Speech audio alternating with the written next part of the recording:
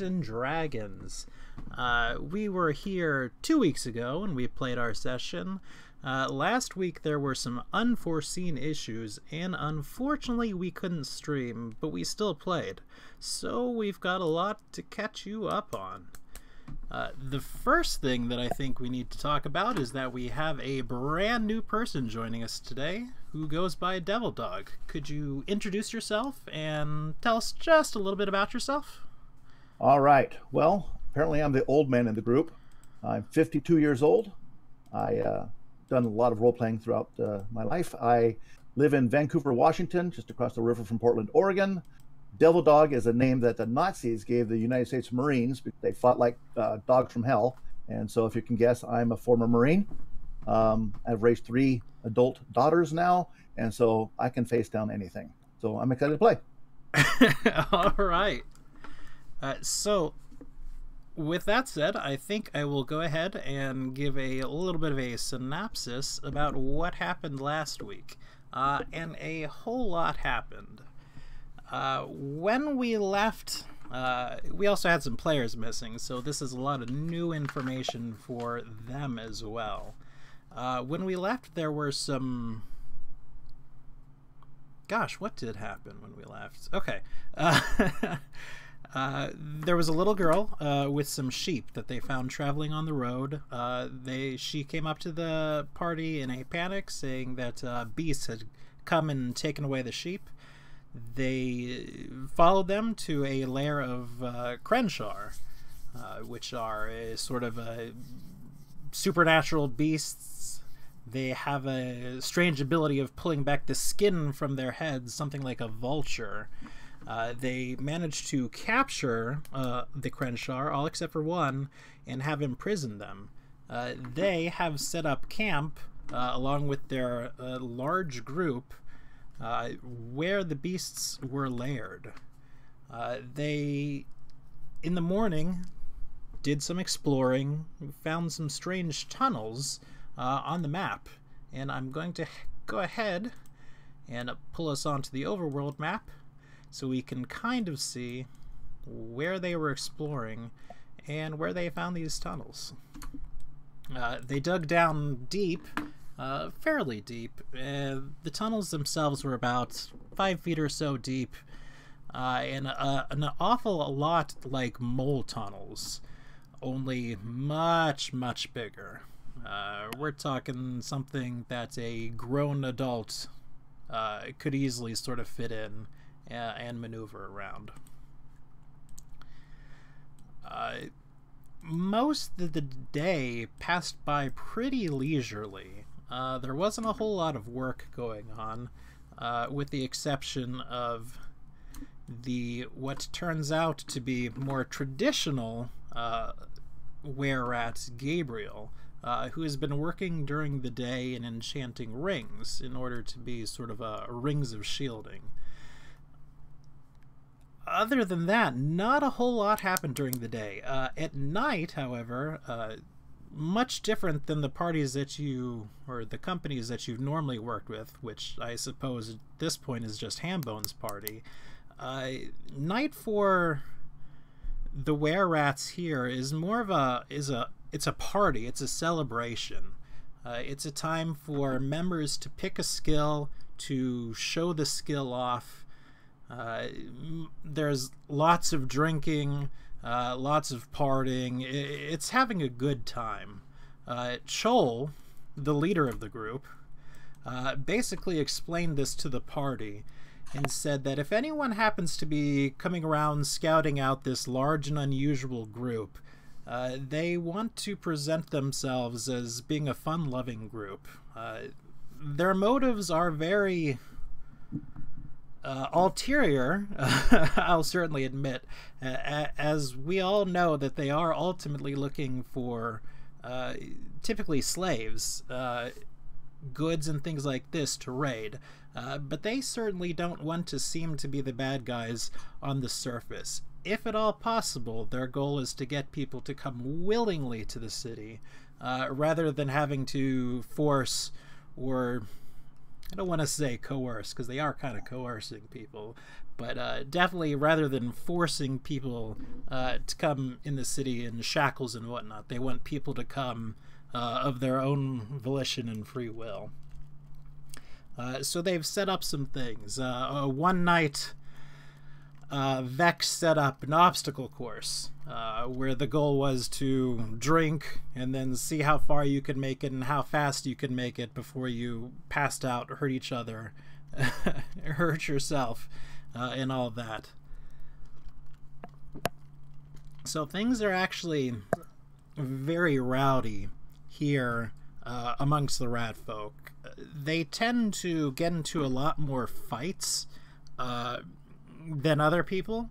They tend to be serious in the fact that when they're fighting, they're going at it with almost the intent to kill each other, especially among the rat folk proper, which is what we call the were-rats who have additional abilities. They know they regenerate from most wounds, and so they tend to go at things, you know, tooth, nail, and claw. Amongst the other normal people, the normal humans, they don't go about it so much, but arguments, minor disagreements, things like that are really settled physically and generally settled quickly, but without lasting resentment. If you get bested one time, that's fine. You just happen to get bested this one time. This isn't something to hate another person for. This is just one thing. Okay, you won the argument. You were obviously right this time. You were stronger than me. What am I leaving out? Am I leaving anything out? Yes, I am. A cart full of candy.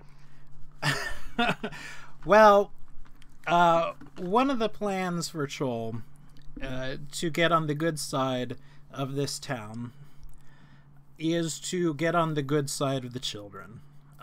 To that effect, he knows that sometimes bribery works best, so they do bring candy along with them. It's not the major focus of what they're doing, but it is a tool that they use. They have, I mean, it doesn't help that they painted that cart white. No one ever said they have a white panel cart. Blacked out the horse. The other thing that did happen was that towards the end, a gentleman by the name of Alas, who is horribly scarred and disfigured, came and approached the group. He said he was a priest from the local temple, that the child that they had saved was an orphan, and that he wanted to thank them and to extend an invitation to the party for them to come to the town, and told them a little bit of the oddities about the town itself. And the oddities are kind of odd. I'll say. Some time ago, and he didn't really go into the history about it, but it appears there was a necromancer of great power. The area was a battle site of some sort, and he decided to construct a wall from the corpses. So there's a gigantic wall, as it goes, around the city, constructed mainly of the undead, as far as you know, in some way.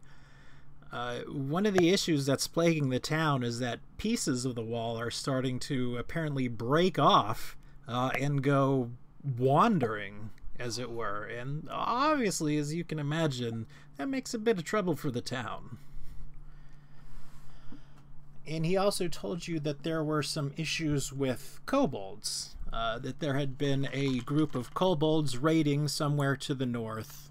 He didn't really go into any sort of detail about that further. He told you to head to an inn by the name of King Gaunter's Cellar to find more about whatever. And so this is pretty much where we're going to be picking up right here. The party's together. It is the morning of the 6th day. And we're sort of having our breakfast. The rest of the company is sort of slow to wake up and to raise as they are. You know, a night of heavy drinking will do that to you, especially when it's, gosh, what, the third night in a row? Second night in a row? So everybody's a little bit groggy getting up, but people have gotten up. They've served you your food as per the contract. And at this point, you're all sort of sitting around the large fire, sort of debating what you're going to do. And Chol has joined you at this point. I mean, we should obviously start off with visiting that wonderful wall we heard so much about. You can meet your cousins, Guts. Ooh, nice. Family. Zoosh is just passed out under this bench. Zoosh would be pretty drunk and pretty groggly. She doesn't know much in the way of restraint. You think the 2 nights would teach something? Well, everybody knows the best cure for a hangover is more alcohol. No. Can we not tell her that? Fair enough. You don't tell her that. Incoming message. I do think she's got a lot of negative influences on her at this point. No. She basically has nothing but negative influences. We are paragons of virtue, thank you. Sure. Let's at least let her live and last a month. So imagine how the other lizard folk are doing now. We should totally check in on Scav on that note. Yeah, we're not checking in on Scav at the moment. We should all just go back to the city right now and find the ghost lady. We have nowhere else to be. We have no one to meet in a tavern at all. Mm-hmm. But hey, Troll, how's it going, mate? How's everyone else doing? I know it was kind of a crazy night last night. Chol is busy sort of tending to the fire, gathering wood, stripping leaves from logs and that kind of things, and he looks over at you and goes, I suppose it could be considered crazy, but this is more or less what we do. You've seen it now for a few nights. We try to have an air of good time and whatnot.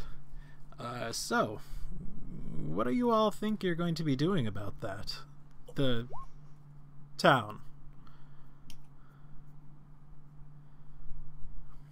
Oh, well, you said we could head on in, so we might as well make our first visit, scout it out, you know?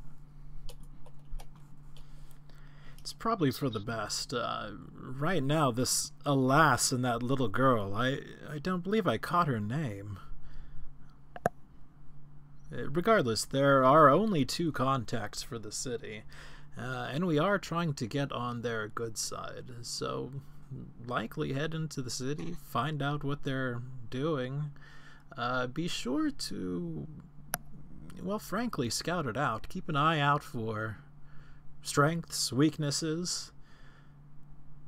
Do you have any vegetable stock or any fruits and stuff you could take in the trade? As you may or may not have heard, they are suffering from a food shortage. They've been lasting only on meats and cattle for the time being. We don't really have a ton in the way of vegetables. We ourselves are more on the dried meats. We do have some goods you can bring in, silks and things of that nature, lamps, of course, oil, that sort of thing. We tend to go for the smaller, more portable things. We do have quite a selection of jewelry you can bring in.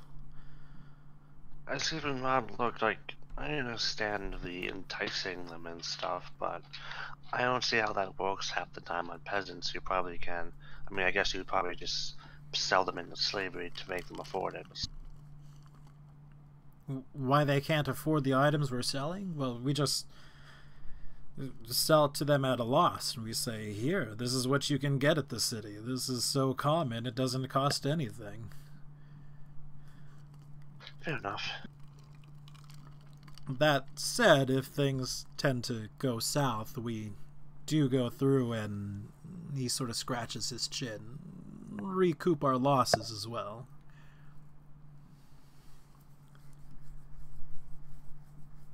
Fair enough.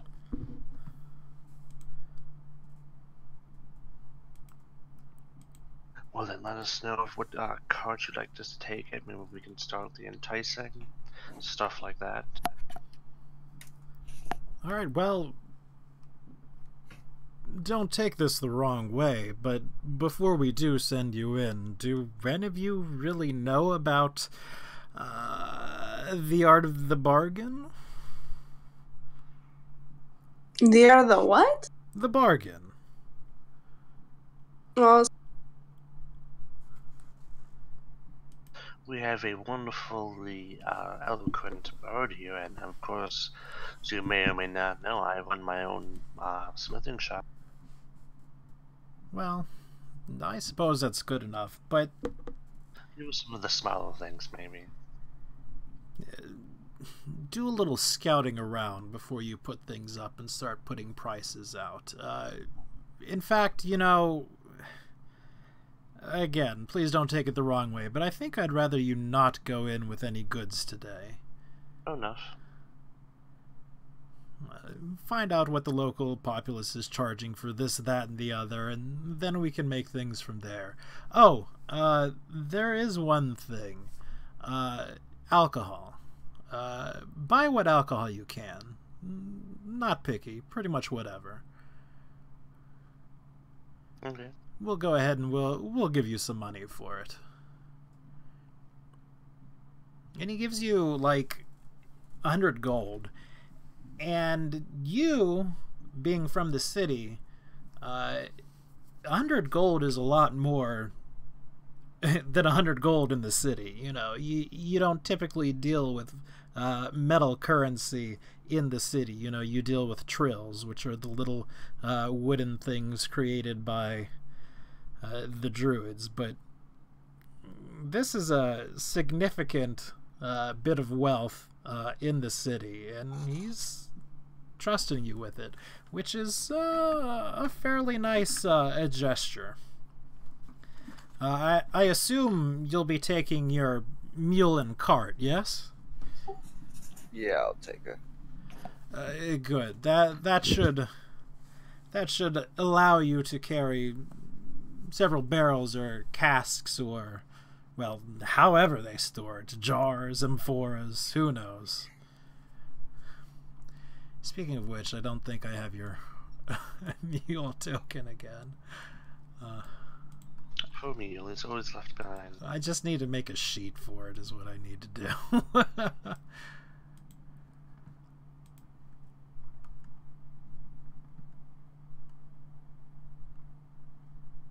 Well, I'm not super worried about it at the moment.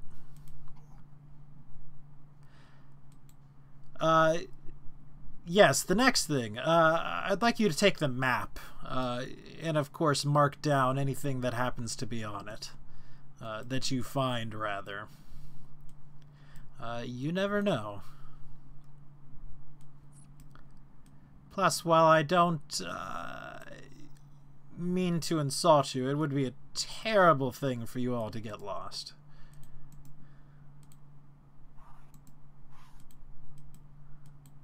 Fair enough. You want us to mark down what's what in town, or just anything else we find?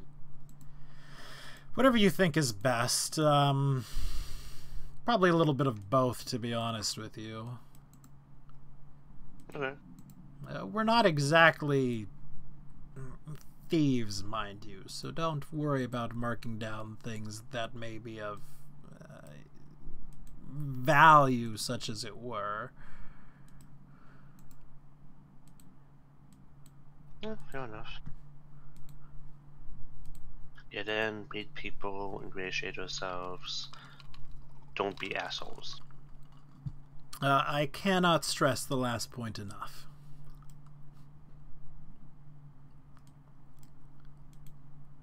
Any questions or anything, or do you need anything of us? I was just wondering, was there any progress with Guts' disguise? we've heard anything from, I want to say, I forget which one was making costumes.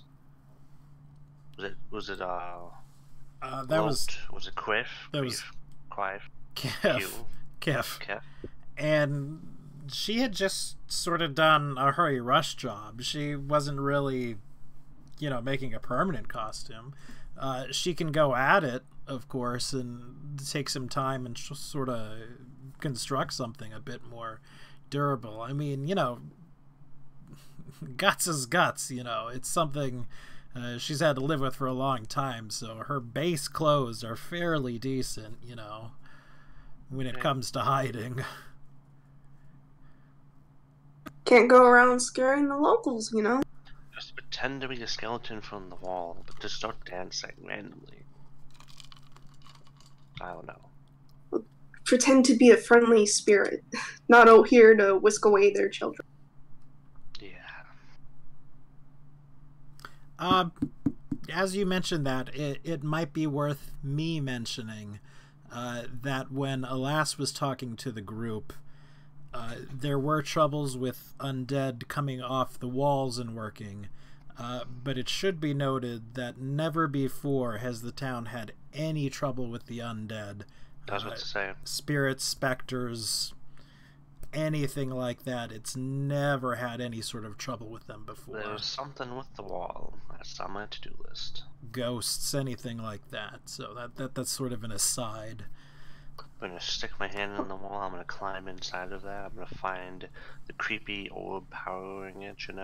Be eaten by zombies. My presence must be a good omen. Yeah, we just shove you in the wall and no one would notice. And we can always use that as a last resort if something goes wrong.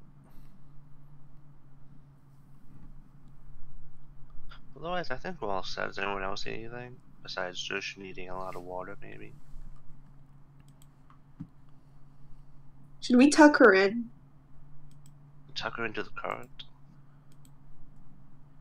Is she coming with us, or is she just passed out? I mean, we had a few hours into town, I believe. It's a decent walk, right? It's a fairly decent walk. The entire, property that they're on is only 20 square miles.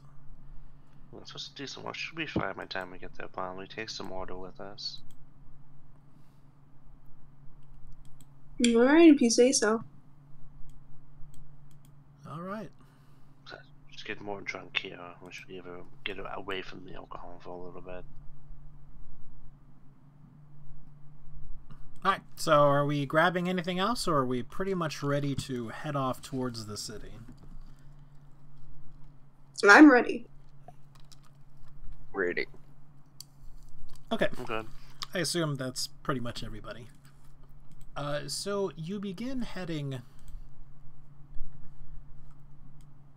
from the town towards the area where you know the city is. And the road at this point is much more maintained than it was before. It's not a true road in the sense that it's cobblestone or rock or anything like that. It does just happen to be dirt that's been beaten down. But it's certainly more maintained at this point. It's the difference between somebody just walking on it a lot and somebody purposely going through and beating it down, packing the soil down to make sure that ruts don't form, holes don't form, all that kind of things, making sure drainage is fine. So it's maintained, but it's not what you would see as like a quote-unquote capital road or anything like that. The entire way, once you get about 3 miles or so away from where the Crenshaw lair was, you see these rabbits again. We know what the deal is with them, sort of, but you're seeing them again. Very curious, coming up to you within 10 feet or so. Any movements towards them or anything like that, they blink away.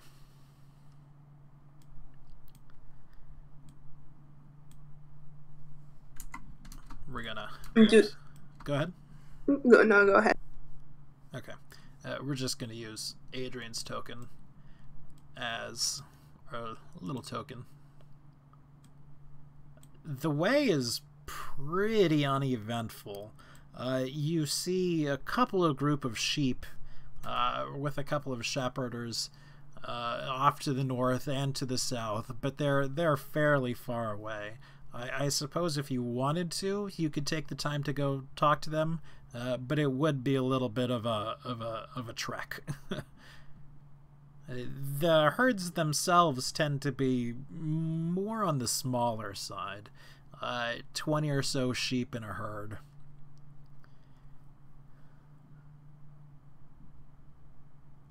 Understandable.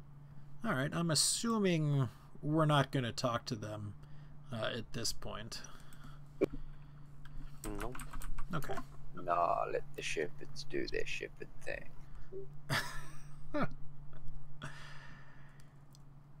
I think the less attention we draw to ourselves, the better.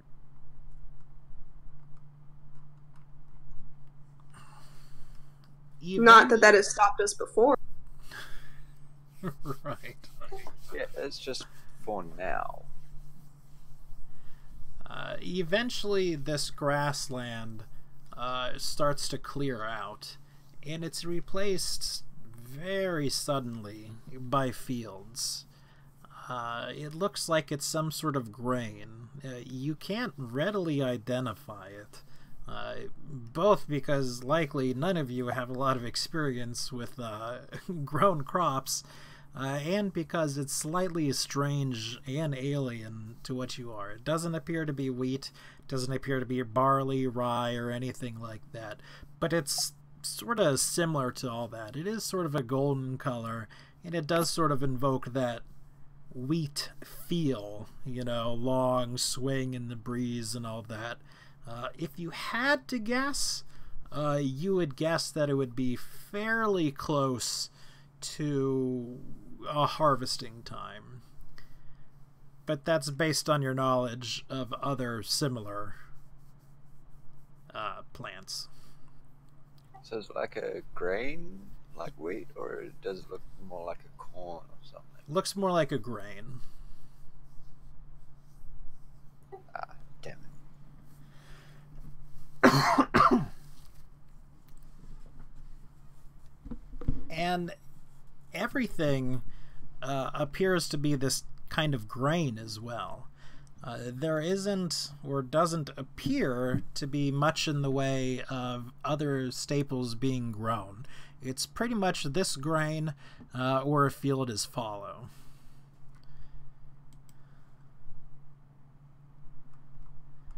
And right You now, said it's like a golden color? yes. The only city token I happen to have right now is the one for the city itself, so we'll go ahead and do that. The city draws on the distance, and you can see a couple of things from it. You can see that it's sort of small, certainly at least from what it is that you're used to. It's not towering or anything like that. Most, if not all, of the buildings go no higher than about a single story. It is sort of on the larger sort of surface area east side, but again, it's not super well spread out. Where it is more spread out certainly than the city, but it's not huge is what I'm trying to get at. And you notice that there's a that sort of shifted there is a river coursing somewhere near it, and that there's a bridge. I'm gonna go ahead and shift us over to the overview of the town itself, so we can kind of get an eye of where we are. We are coming in from the west right now, and I will just drag Zushan to here. We can see some fields, we see the pretty infamous wall at this point.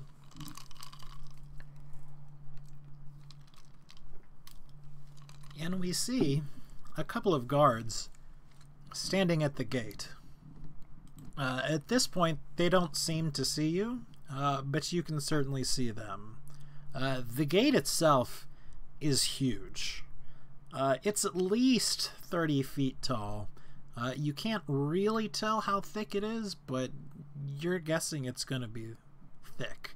The whole thing is sort of not exactly undulating, although from the distance it kind of looks like it is, but it's certainly mobile in some way. Little bits and pieces, hands and whatnot seem to be reaching out for anything close to it, and you'll notice there's nothing very close to it. You know, not even grass or anything is growing within these sort of arm's reach of the wall. And the guards themselves are making very sure to stay away from it. It does not appear that there is a gate, a door itself on the gate, however. It looks like there's just a gap where you would come in and go out.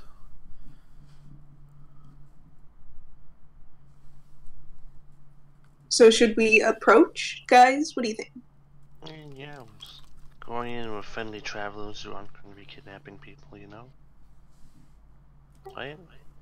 Well, not against the will yet.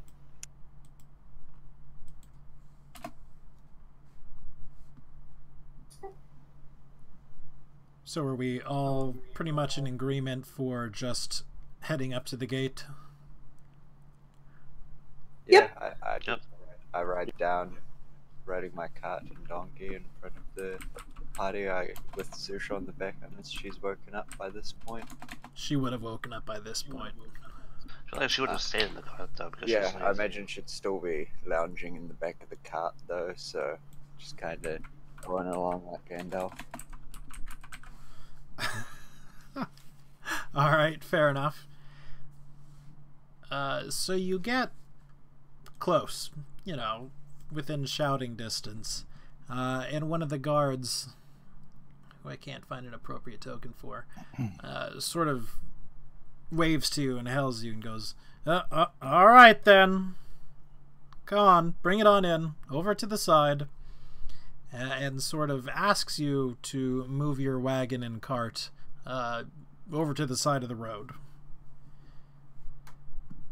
Is there like an area that looks marked out to the side, or is it just space to the side where they want? Just space to the side. Think of it as the shoulder on a road. Yeah. I pull over, leave the engine idling just in case. Whoa there, girl. All right. Hello. What's your business in the city? Me and my party, we've come from out there, and we've come to see what's in the city. Yeah. So you're just sort of coming around, looking around? Well, we're looking to buy some alcohol as well, if you have any good ale houses in the city. When you mention that you're looking to buy something, he brightens up immediately. He goes, "Oh, yeah, you're looking to make some purchases?" Yeah, quite a bit. We've got quite a large circus out there. A circus, you say? Yeah. Oh, you're that lot that saved the little Tess. Yeah, the little one. Oh. From the dog things with the faces. Right? You saw him, yeah? Yeah, I mean, unfortunately, I didn't get to grab any of the meat. Any... Ugh, goblins. Right. So, can we go in? Yeah, you can come on in. Look, if you're looking for a tavern, you're gonna want to head down the main street, take a left, then a right, then a left. It's one of the biggest buildings there is. You'll see it on the left-hand side. You can't miss it. Called King Grontar's Cellar. Exactly. Okay. Thank you. Yeah. Now, I gotta say, is sort of a word of warning, you see, and he sort of looks shifty and is scratching his nose, and at this point, certainly not making eye contact. You gotta sort of be careful of the walls. Yeah. I think it was a priest was telling us about it. Oh, yeah. That would be, probably a last big, ugly guy. Yeah, that was the one. So Was he big? He wasn't particularly big. But, yeah, you missed. He was, like, scarred by fire or something. Right, if you want to visit on him, you'll want to be heading to the temple, too. All you gotta do is follow the wall up to the left. Sort of a odd, long building. temples tend to stick out one way or another anyway. That's fair enough. Never seen a god who doesn't like gold. Yeah. Alright, well, you lot head in and stay safe. Keep your weapons about you during the time, because, you know, bits of the wall are wandering around. But for the record, we'd recommending, if you find something like that, just running away or heading in the other direction. Does anyone care if chunks of the wall stop moving? Well, I mean, obviously it's a big concern, but not a ton we can do about it. I mean, look at it. And he sort of just thumbs over to this, 30-foot tall, 10-foot wide wall of animate bone. Semi-animate bone. I was meaning more, we tend to go through things than around things, so will anyone complain if there's like chunks of wall dead? It's already dead, mate. But I get what you're saying. Point. Look, to be honest, nobody's ever been able to stop it before. We've even got a bunch of adventurers in from up to the north, and they can't do anything. Mind you, they just came in the other day, but look, to be honest, that's kind of above my pay grade. I'd say, yeah, but I don't know.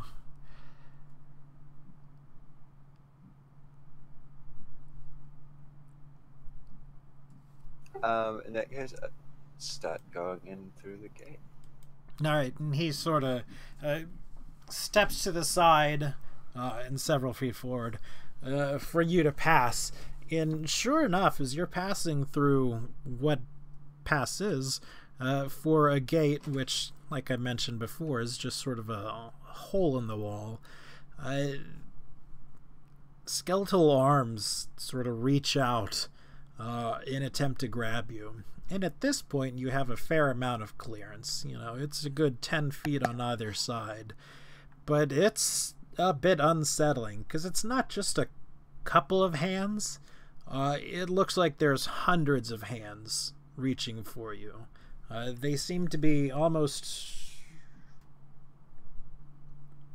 like, there's definitely shifting inside the wall to get hands towards you, but it's eerie. It's almost like it's fluid inside the wall, and that the hands are materializing out of it. I'm not even really watching us closely at the moment. The guards would certainly be paying attention to you.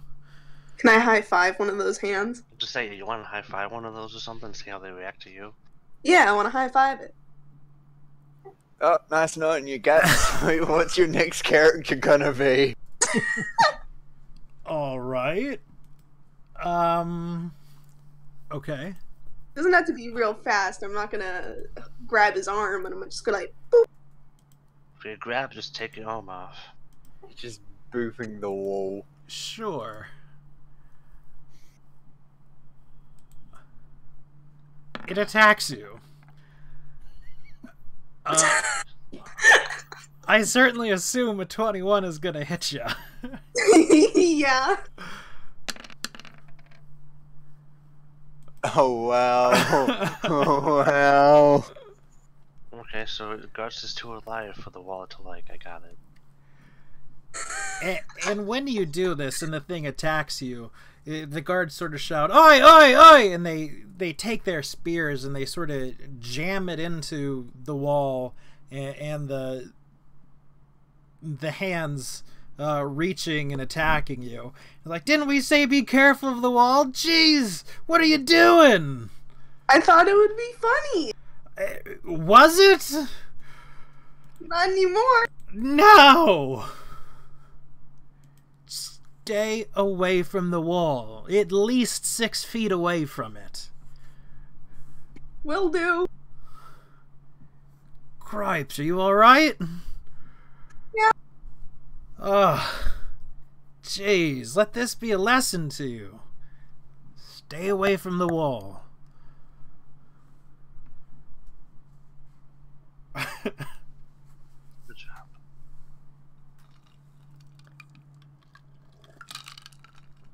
Wonderful. I had that coming though. Alright, so now we are in the city proper. By Zusha's token. Which I will give everyone access to so we can move as we wish. Sure. We already do? That's right, I think we already do. Did we want to go to the temple or the tavern Also first? hit the tavern up first, then swing by the temple, you know? So someone doesn't have to keep sitting around, maybe. Yes. Alright. So we move over, we follow the directions, and we head. I forgot to hit Q, so it didn't make the path. That was lame. By the way, real quick, I'm gonna send the owl up into the air and I'm gonna look through its eyes. Are you looking for anything specific, or are you just sort of... Specifically looking to see if there's any weird setups in like the architecture and how the city's built, you know, like Full Metal Alchemist, the entire city's a transmutation circle kind of thing. Okay. Everything's don't built take at it least lightly. 6 feet away from the wall. There doesn't appear to be anything like that. Certainly nothing that you know that's, you know, snap ringing any bells to you. I suppose it could be, but you doubt it. We just draw the pentagram and we're walking around. Hold on.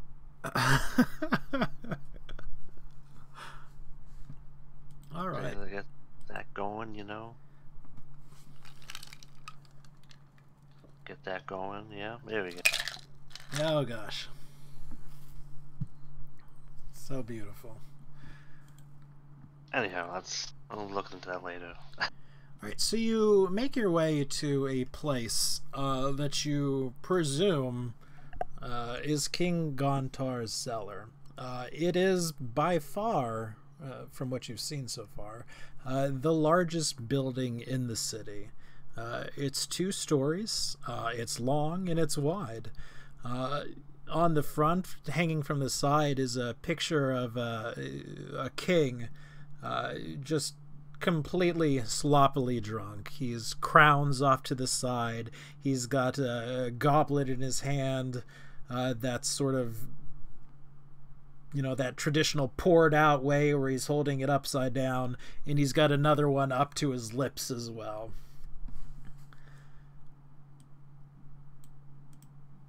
And so you come inside, and if you all will all drag your tokens onto the map. Hopefully we're all looking at what I'm looking at. We are. Fantastic. Is there like actually a place to put my donkey, like a horse stand or something? Yes, there would be Oh gosh, I can't think of the word. Hitches out front Yeah. that you could just easily hitch your donkey to. Sweet. But that would mean, if everybody's heading inside, that nobody's guarding it. Not that you have like a ton of stuff in it, I believe, but still. Adrian chuck corpse outside.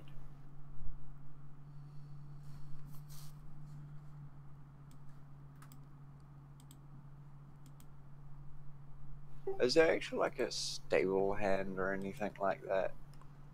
There would not be for this place. Not this place. No, that's all good. I just figured she probably hasn't eaten or drunken for the day yet. Who's that? Zoosh? My donkey. Oh, your donkey. No, they would feed the donkey as part of the contract as well. Nice. The were-rats, yeah. Like, everything is included there as it comes to eating and drinking. I wasn't sure if animals counted towards that, so I've just been keeping track of it. Gotcha. Out of my own supplies. Well, would you all like to have Zoosh stand and stay at the cart, or... I think she needs a meal more than anyone by the sounds of it. Fair enough, fair enough. Speaking of, while everyone else goes to find a table, I go get a round of drinks. There's something not heavily alcoholic, but I imagine most drinks in this kind of place will have alcohol in it. Yeah. And some sort of breakfast, lunch, meal thingy. Sure. So you head inside this place, and you know, it's pretty big and it's pretty ornately done for what just was described to you as a tavern.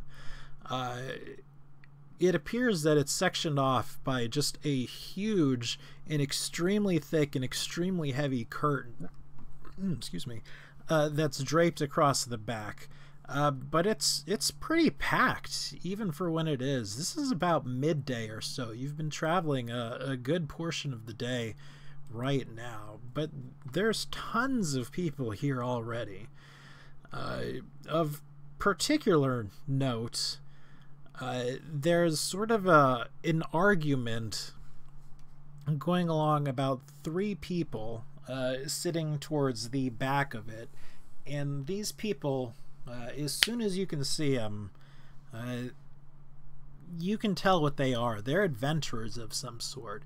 They're heavily weaponed, heavily armored, and they're wearing both of those things in the middle of the daylight. They remind you immediately of you, basically. I was gonna say it's basically just like a half-sized group of us. But like 3 humans as opposed to whatever the fuck we are at this point. Kidnappers light? I don't know. But everyone else is sort of just normal common folk and whatnot.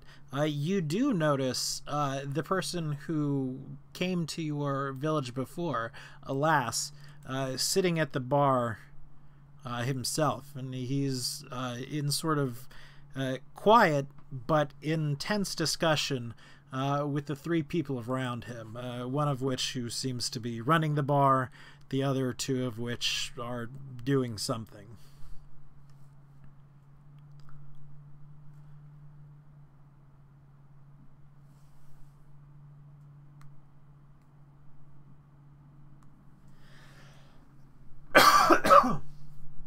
Excuse me. So my mic was muted. I was asking if this is the bar, what's over here? There are 2 bars set up. Okay. Cool. It seems at the moment that drinks are being handled from this bar, and meals are being handled from this bar. Well, that's just fucking retarded.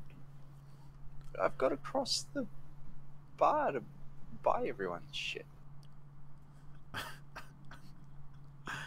Have you ever Well- tried sticking your hand in here and being like, food me? I mean, I don't think they'd be surprised. They'd probably just be stereotyping you. But why don't you take Zush over to get a meal? I'll go sneak up on a lass over there. Mm-hmm. Is there a reaction to the two large lizard folk walking into a tavern? You certainly get some stares, A but tiny goblin leading them around. funnily enough, Janeon, who happens to be the goblin for, everybody watching, is getting fewer stares than Zush and Rick are. Now they're getting some, of course. Zush, well, honestly, they're not quite sure what to make of the either of them. They both look fairly similar, but again, they both look different, and they certainly don't look like the rest of them. It should be noted that everybody at a cursory glance looks like a human. Except, of course, a lass, who I mentioned before, was obviously a half-elf. What? Sorry. Half-elf, sorry. Half-elf. I might have broken it. Nice. Walk up behind him and slap a hand on his shoulder like a greeting. He was sort of hunched deep in conversation, and he jerks up, and it looks like he's going to hit you. And it's very impressive the way he goes about it. It looks like he's used to, frankly, hitting folks. But he pulls the punch just short, right before he hits you. He goes, "Jeez, my son, don't sneak up on a buddy like that." Right, it seems like you're used to this, well, maybe a less fancy setting than this. Sorry to give you the jumps there.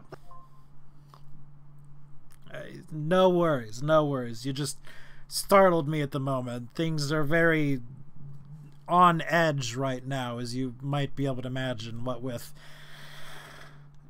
some of the problems I discussed earlier. Something else happened today?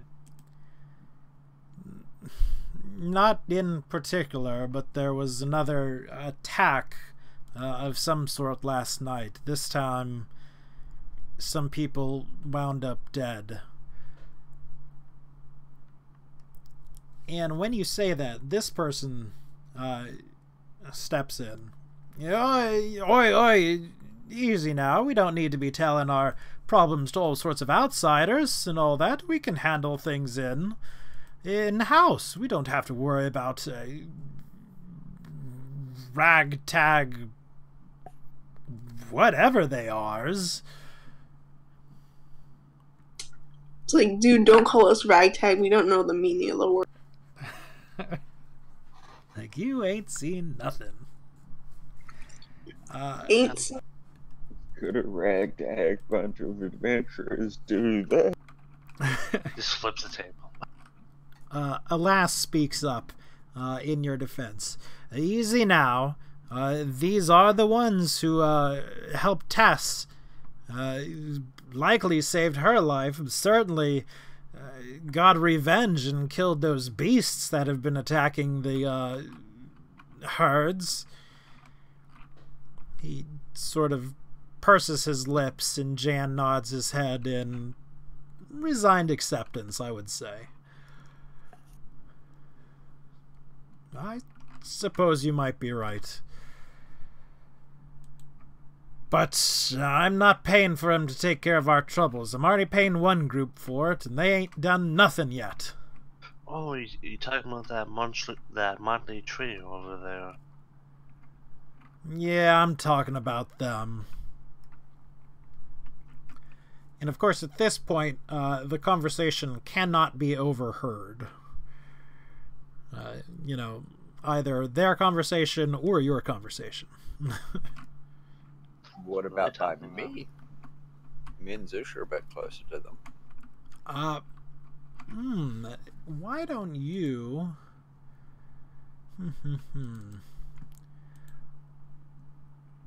roll me a perception check. Yeah, And you can damn give me it. one for Zoosh too, although, her perception is garbage. She's only slightly tipsy. Well, Zoosh has issues. Wow, she beat you. She still beats you. Still beat me, Jesus. You can't really follow things along very well, but certainly the word or phrase that comes up very clearly and more than once. Dragon egg. Well, in that case, I whisper under my breath thoughts and activate my medallion of thoughts. And am I able to tell which one brought up the dragon egg? It was specifically this person right here. Who can you see names? No, you didn't put names up That's again. fine. But We haven't I'll learned names, but slap it on them then. okay. Let's see. Surface thoughts. She's very excited at the prospect of gaining wealth. That's pretty much all you get off of a very cursory going over it. You can't quite put things into context. It sounds like there's been a clutch of dragon eggs found somewhere in the city, or someone has them in the city, and she certainly is thinking of some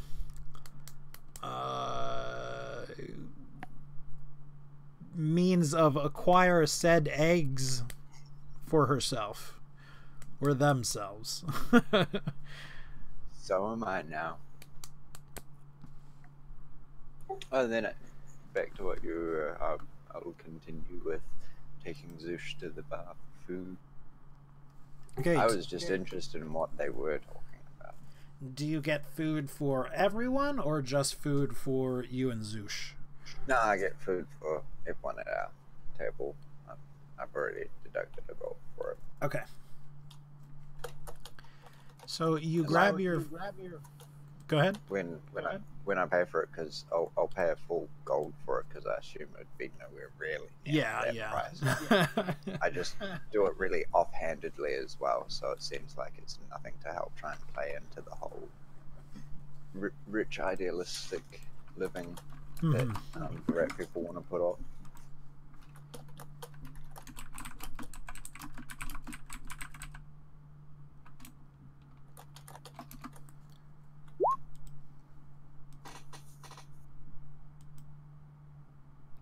All right.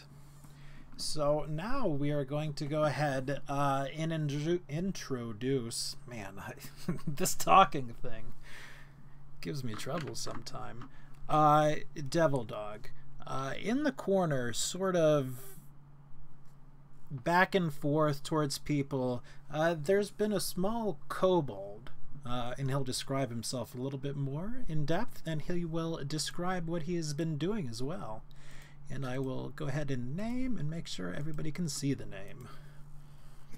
Okay, so little female kobold, even short by kobold standards, about 2.5 feet tall, wearing a plain gray, ill-fitted dress and a faded floral apron, and running around bussing tables, making sure everything is nice and neat.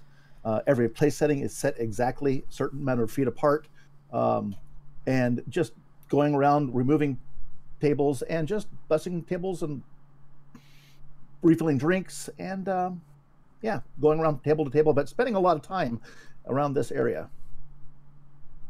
Is it like OCD levels of making sure everything's straight and everything, or is it just you might say there might be a touch of OCD there. Nice. Somebody pushes one of the plates a couple inches off to the side. She pushes it back. So making sure all the glasses are filled precisely to the same amount. She'll even pour a little bit back into the pitcher just to make sure they're exactly right.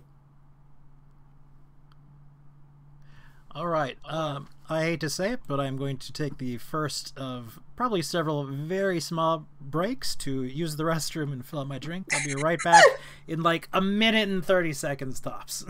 In that time already.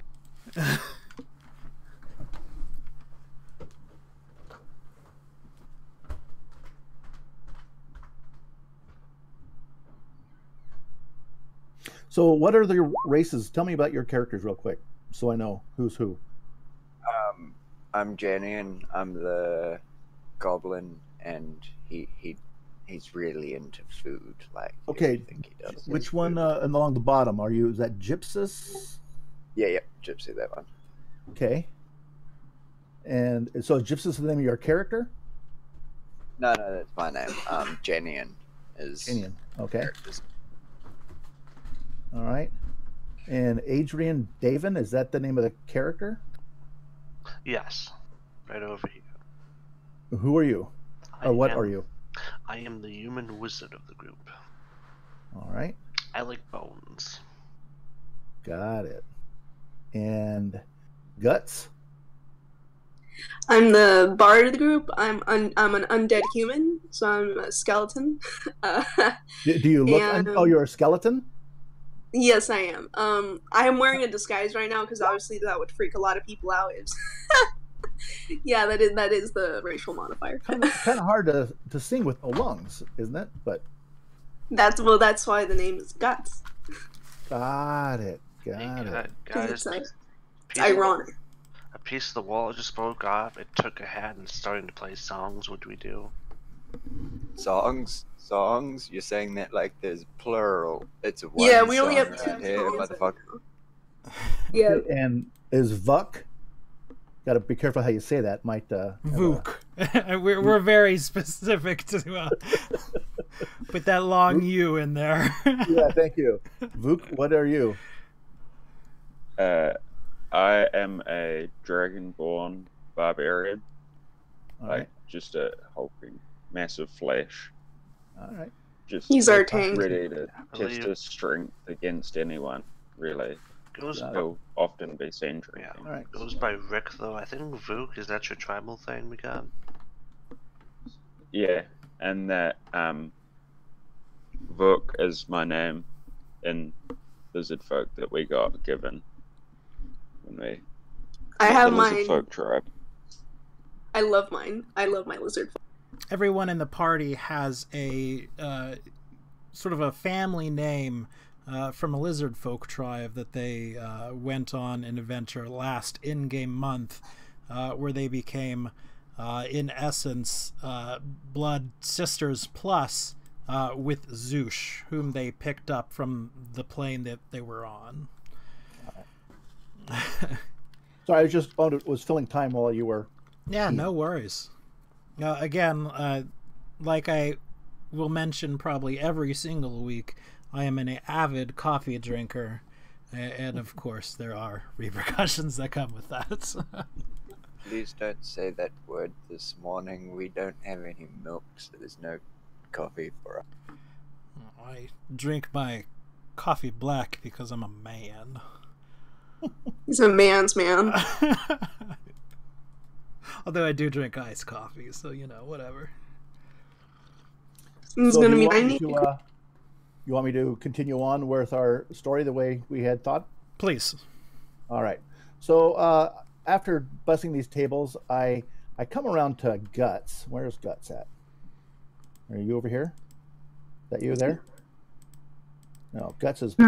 That's Your guts is Janeon. the Sorry, there's a Right. couple of names that I never remembered to. That one. Is that you, Guts? Guts is Yes, the that green is me. token, yes. Green. Okay. All right. So I come up and kind of tug on your shirt sleeve. Miss. Excuse me, miss. Can I have a word? Yes, of course.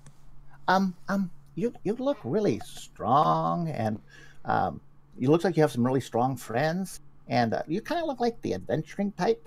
And well, you know, I'm. By the way, my name's Tadpole, and it's a pleasure to meet you. I was wondering if you'd be interested in possibly taking on a servant. You wouldn't have to pay me, not even a little bit. I would. I just need to get out of here. I just don't want to be in this tavern anymore. The tavern owner. I mean, I can cook. I'm an excellent cook. I cook all kinds of things, and I can mend your clothes and wash your clothes for you guys and do everything you need. But I just got to get out of here. See, the tavern owner, he's just a really mean man. He just, he waters down the drinks and I personally, I think he's attracted to me. He does all those things that people do when they are lust after people. I mean, he was yelling at me the other day and even backhanded me. I mean, what other signs of lust do you need? I mean, but he's got that pink, skin, and it's just kind of creepy. So, would you be interested in taking on a servant? I'd gladly, I'll do all that for you. It won't cost you a thing. I'll tag along. I'll be nice and quiet. I'll serve you. I'll cook for you. I'll do all those wonderful things. And I can even get you some, I don't know, I got a little 5-finger discount if you need anything with your relief. I'm very nimble. Miss? I will stop you right there. Yes. Absolutely. Oh, I kiss your hands. Thank you. So when you grab Guts's hands, you notice something. Something very odd. She's wearing these sort of thick gloves, but even though you're grabbing these gloves, there's no meat in them. Your best guess would be that her hand is certainly skeletal. A little anemic, are we? You could say that. I have very fast metabolism. Well, I have just the food for you. So, but we'll deal with that. So, is there anything? I mean, can I get you guys some food? Can I get you some drinks? How long are you planning to be in here? Because I just need to gather a few of my things, and then I'll be ready to leave. But I don't want to rush you.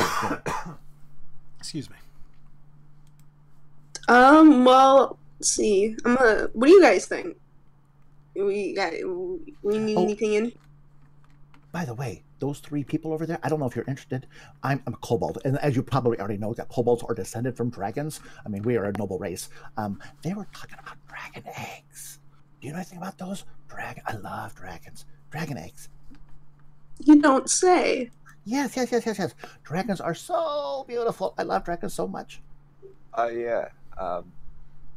At that point, Janeon hears that. He's like, oh yeah, I heard them mention eggs too, and I may have used my amulet, and apparently there's some eggs lying around the place. They could be quite good to cook up. Oh, excuse me. Cook? No. These dragon eggs are not for cooking, my friend. They are for... But we can discuss that another time. Delicacies. Oh, little tear rolls down my eyes. Hey, Grim, did I notice anything? Because my servant background, do you remember what we talked about? My feature. Did I glean anything from listening to those 3? Because I obviously heard them say dragon. That's why I was over there. Sure. You would know a little bit more. After all, you live in the town. You would certainly have heard rumors around that the dragon eggs are being owned by a woman by the name of Atel Potter, who, ironically, or maybe not so ironically, happens to be the Potter of the town, that she found the eggs somewhere to the north when she was walking. You would also happen to know that this woman, right here, happens to be Atel Potter. which one? Okay. This one at the bar, yes. All right. Well, I don't necessarily trust the males in the group yet, so I'm going to whisper what I know to Guts. Wonderful. If she wants to do anything with that information or not. Well, I'll pass it on to everyone, like Rick, Zoosh, and Janeon. Obviously, Adrian's not completely with us right now. I'm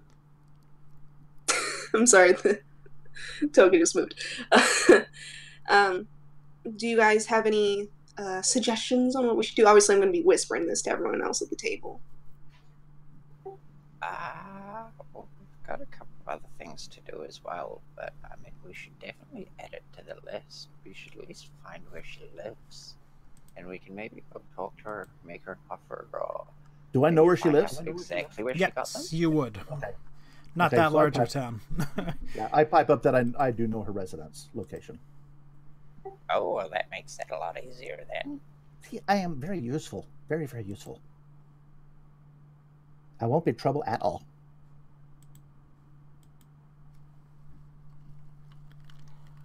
Yeah, can we put our new party member to test and make them like that's their initiation to the company? Get us at least one of those eggs. That's more of an out of character. I saying there. suppose you could. That's kind of towards the unrealistic. How's that? Oh, because you're first level rogue, third level monk. Yes. Okay. Oh, well, at least we know where she lives.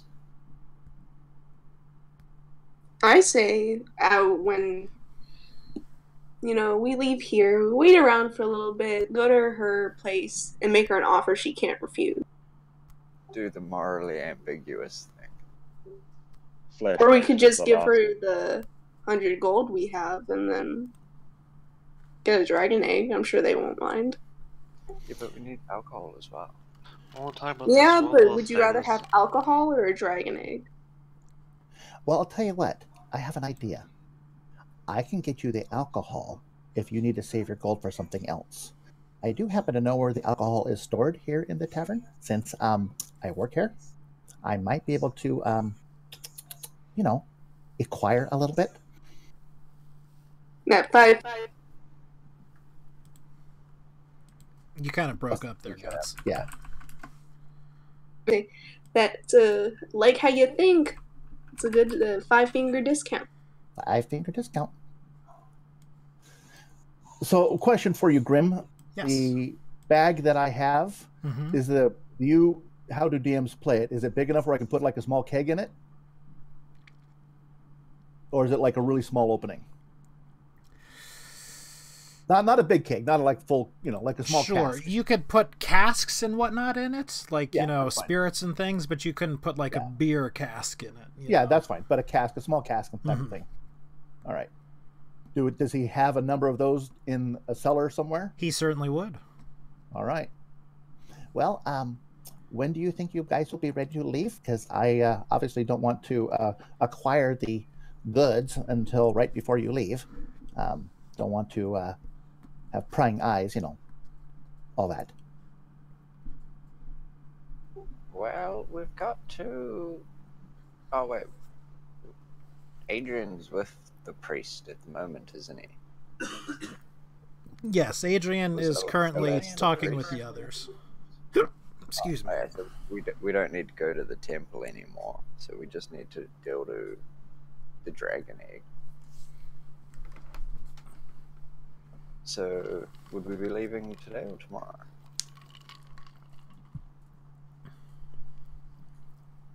Well, I'm talking about leaving the actual building here, the actual tavern. I'm going with you. Oh, I mean, the tavern, probably as soon as we've finished eating. Fine. We just came to take a load off and see what's around the town for now.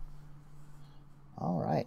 Well, I think you would really like the chef's special stew. It really has some amazing herbs. I contributed it myself to the ingredients, so I think you might find it quite appealing.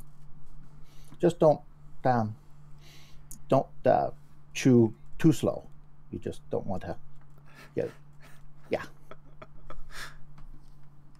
Things tend to be Just walk fast. mutton around here, but of course, small herds, so all of the sheep tends to get used.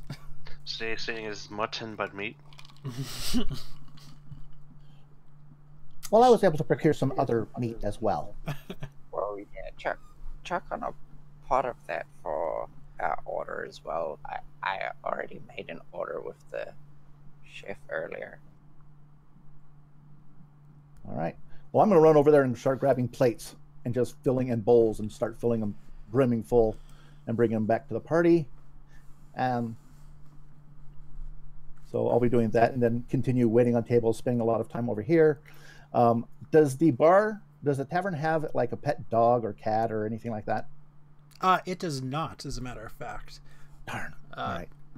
Pats kind of have short life expectancies. I wonder if it has to do with the undead wall. Okay, not a problem. All right, so back to our other conversation right here. Adrian, is there anything that you would like to ask this group of individuals right here?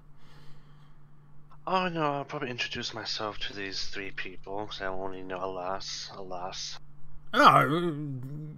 Welcome. My name is Peter Persson. I'm the owner of this fine establishment. Welcome. I see you have several friends with you, and you all have, it looks like, hearty appetites. That good-for-nothing Tadpole is serving them right now, but I hope you'll take no offense to that. After all, I see you have a goblin with you, so I imagine there would be no offense taken. Let's see, this is a Potter. She's, well, somewhat unironically our town potter, and quite a good hand at it too. She's made all of our plates and all of our mugs, our dishes. She's even had a little bit of go at spoons, which rather didn't turn out very well, but we'll not talk about that. Far be it from me to put down another person and their skills. And then, of course, to my right, we have Jan Capel. He's the city's mayor, and, well, frankly, this is the only establishment he frequents. Should the names pop up, by the way? Oh, yeah, sorry. I always forget that I can see them, but you can't. You see everything, damn you. Everything. Remember, Rick, I'm the person that makes your weapons. Don't feed me to Reg. Alright, are all the names showing now? Yep. Okay. Well, maybe not. We were just discussing some of the tavern's problems. Well, not the tavern's problems, but the city's problems. Which I suppose, when you think about it in a grand scale, is really the tavern's problems. What with the, the wall and whatnot, and those damn kobolds running amok up to the north. And plus, the existence of dragons, apparently, close to the city. Why, it's annoying, to say the least. As you can see off there in the corner, we've hired several adventurers. They should be clearing up the trouble in no time, but frankly, I think it's a waste of money. They've been here for 2 days now, eating my food and drinking my ale. Indeed. Damned waste of money, I say. Quite slovenly folk. Dragons, you say? That's quite a worrisome note. And again, I don't do female voices, so you'll have to bear with me. But Atel popped up and goes, "Why, yes, I found several dragon eggs. Most of them hatched, mind you, but one not hatched. I've been keeping them at my workshop. I'm thinking of charging people to come and see them. I think it's a good financial decision, to be frank." She's pretty butch. You have several dragonlings running about? Well, to be frank, when that time happens, I'll kill them. It's only a small dragon. I mean, like a squeeze to the neck will surely do the work. But now that you mention it, no, I don't think we have seen any, what do they call them, wormlings or whatever, running about. Well, I thought she had hatched. She said she had hatched eggs. Just how fucking ripped is this chick? She's a Wendy the Welder type, man. Like, she must be Rick Scales of ripped if she thinks she can just pop a wormling's neck. But Does she have hatched baby dragons, or does she just have broken eggs? She has broken eggs. And one unhatched egg. Yes. Oh, well, that's a shame. Even do you know what? Can you describe the eggs to me by chance? I'm a bit of a traveling scholar, you see. Oh, interesting. Maybe you could appraise them or something. Tell me how much it would be worth. But let's see. They're sort of... Well, they're different colors. They're about sort of yay large. And she sort of does her hand in about a foot or so in between. And they're, well, sort of egg-shaped, you know, almost like a chicken egg, but obviously there's no chicken egg. They have sort of fantastic colors, mostly gold and black now that I think about it. So without appraising them from a kind of short description, I probably don't know that much about these, I assume. No. You can bluff your way through it. But I was just thinking, you could tell her an appraisal number of say like $100, and then we could get Tadpole to come in to her later and be like, "Hey, I have 100 gold. I'll take your egg because I'm leaving town." So I'll definitely be able to want to stop by and appraise them if you don't mind. I'd love to see them too. Perhaps you can maybe work out some sort of deal. You could always sell the eggs, especially the live one. You could probably fetch a decent ingredient in the alchemical market, I'm sure. And she gets a very calculating look on her face. And I don't know if you've ever known someone like this, but have you ever known someone not very clever who thinks they just thought of something very clever? That's the expression that she gets on her face. She goes, "Yes, maybe you all should come by, you and your friends you came in, and why, I think I'd only charge you 1 gold apiece to come see them." And she sort of smiles at the end of that. Well, sure, sounds like a fair trade. Definitely love to see your eggs, and definitely your craftsmanship. I'm also a bit of a crafter myself. I'm more of a metal worker, though. Indeed. That would be just wonderful if you could come and take a look at them. And of course, don't forget the gold. But of course, I'm nothing but a fair trader, my lady. Yes, well, when would you like to stop by, I suppose?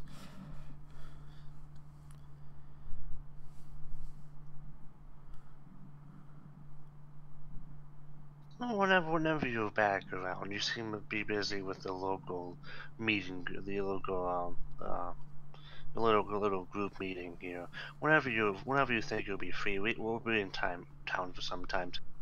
Sure. Well, I'll be heading back to my work. I was just here having a meeting with Jan, Alas, and Peter right now, and telling them what was going on with it and where I found them and all. But yes, we can meet up an hour or so after I finish my meal and, well, finish complaining, and after these 2 old codgers try to get the location out of me, which they're not going to, by the way.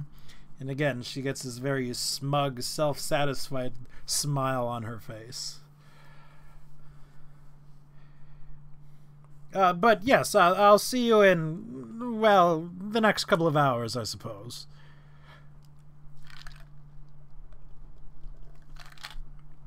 I would love to see you about, and thank you for the invitation. No, of course. It's always nice to meet someone with some manners.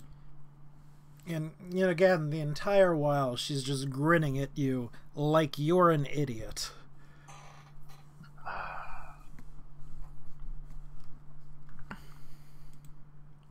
We're gonna fleece her for that dragon egg guy so much.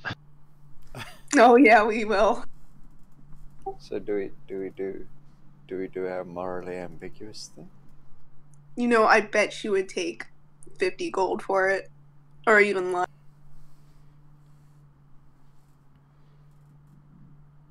$1 gold just to see it? Oh my god.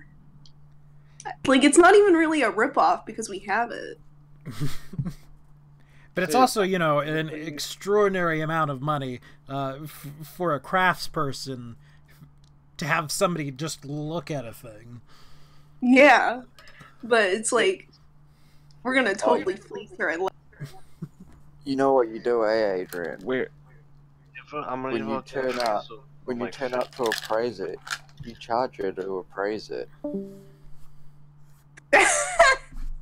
What I'm gonna do is I'm gonna give her like a D, like Yeah, they should be paying you, not us paying them. or like 10 gold above that. Like she's making a fantastic deal. we waive her $1 gold fee of each of us doing it by you appraising it. I think we should make her think she's making as much money as she can. Because So you think we should give her the gold and then steal it from her? The gold, and then we should offer her like try and appraise it for something like 50, 60. Give her just like, you know, 55 or so. Give her more than we appraise it for. Because realistically, that dragon egg, if it's a dragon, it's fucking priceless. She doesn't even know what she's got.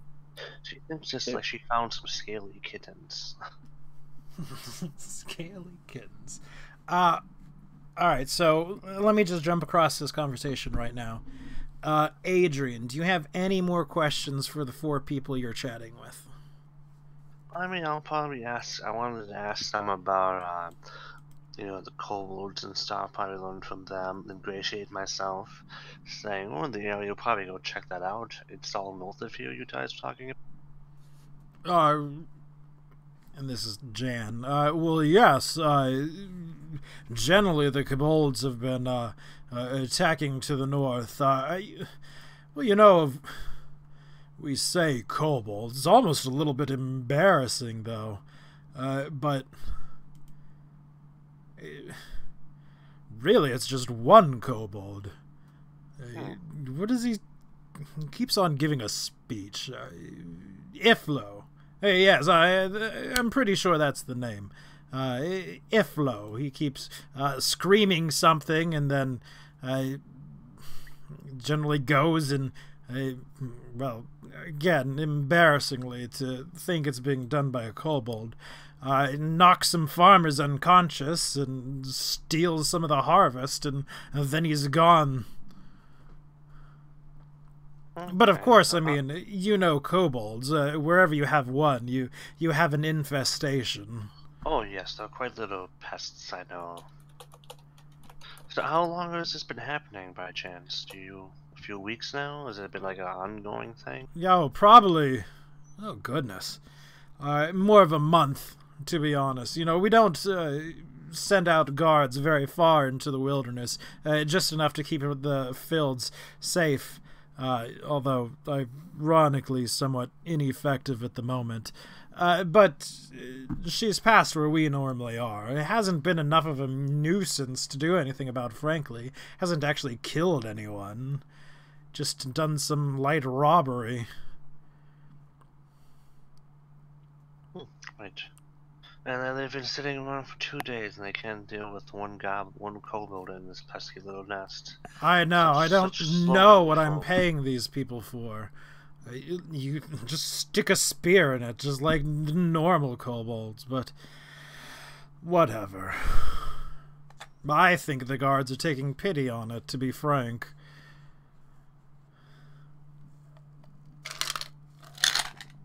Well, I'll tell you what, we're definitely going to be around sometime. We believe in, you know, working our way through things, especially when we travel to new locations. We'll go take a look at it. Maybe we can come to some nice trading deals later on.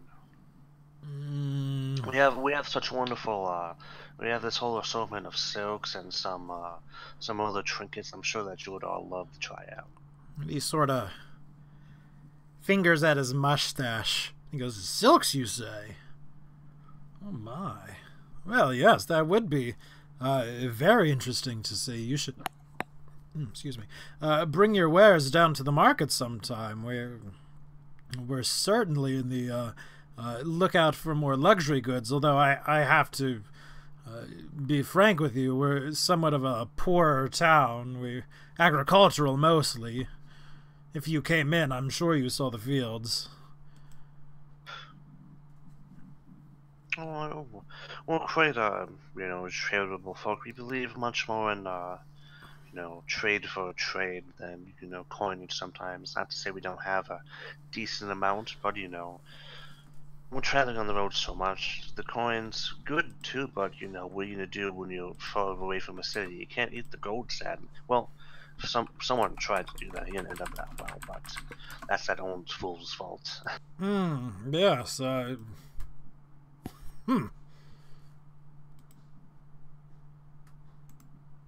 Oh, by the way, we were originally going to buy some alcohol.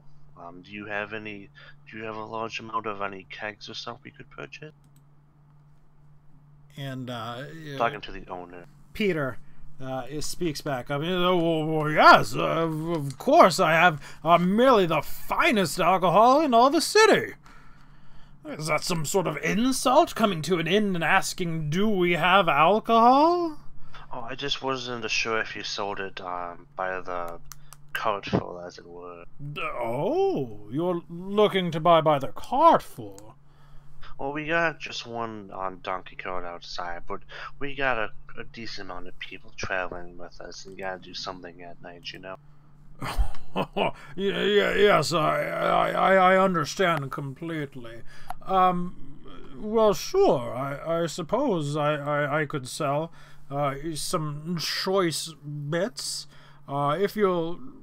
Well, how much are you looking to buy? How big is that cart we have outside? It's a donkey cart. If you load it correctly, you could probably fit, I don't know, 10 barrels worth in there. No problem, really. How much would 10 barrels go around here, good sir? 10 barrels of beer? Well, let me calculate some things. First, let me make sure we go and have it real quick. Let me speak with one of my workers real quick. Just excuse me for a minute. Tadpole! Oh, yes. Get your miserable tail over here. Coming, sir, coming, sir. And he sort of goes and he whispers, although he's not really the kind that's good at whispering. Go prepare some barrels of ale for them. Not too great. Be sure to water them down, half and half, of course. We'll make a profit on this, I tell you. Okay, I'm on it. Good lass. And he pats you on the shoulder. Yeah. And there we got Tadpole with all the alcohol undisturbed now. Well, after Tadpole goes and takes a proper inventory and gets things prepared, I suppose I could let 10 barrels, you say? Oh, I could let that go for 50 gold?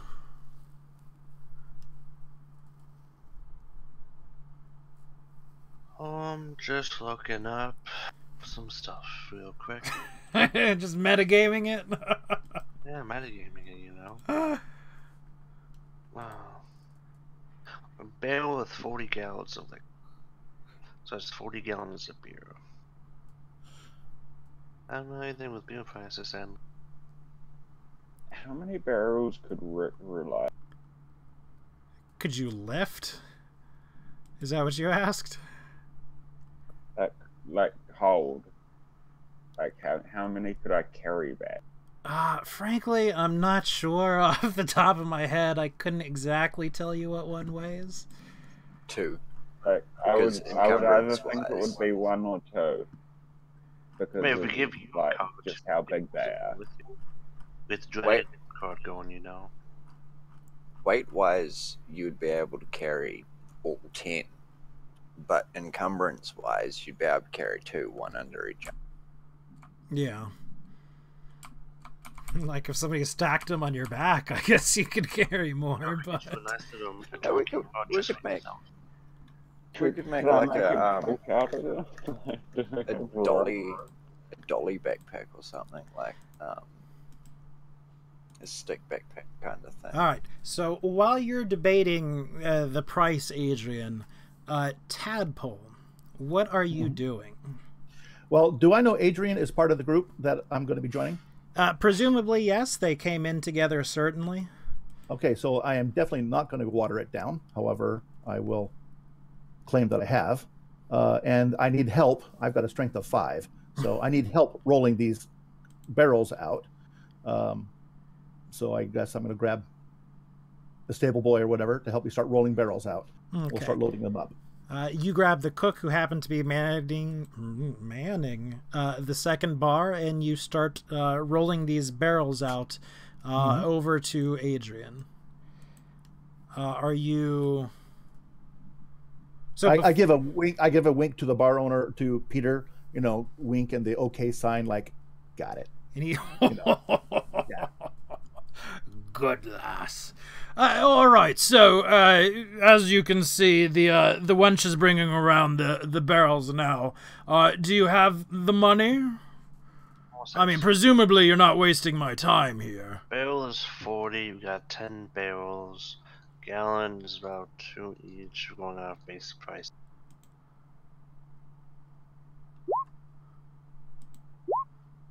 That's 8 gold, we got 10. That's actually a pretty good steal for 10 barrels. We're basically making profit off of that. That's well, I didn't do the math. Yeah, thanks, Grim. You gave us such a good deal. I'll try to, haggle with them, as is the and of course he does think it's, half water, half alcohol. So well, that too. I think he's making a mint off of us. I'll try to haggle. All right, we'll haggle. I was hoping if you don't mind if we're buying in bulk. We're definitely coming back. I only have so much on me, but I'm supposed to get some other stuff. Would 40 be okay for now, or maybe about 40? Yes. Would that work for you? We'll definitely be coming back in the next few days. I know I'm pushing your arm there, but help a newcomer out. You're twisting my arm. You've got it behind my back. You're wrenching it. It hurts my shoulder sockets. But I like you. You've got this great look about you. I think you and I are going to be doing a lot of business in the future, yeah? Oh, yeah, here's to new business partners.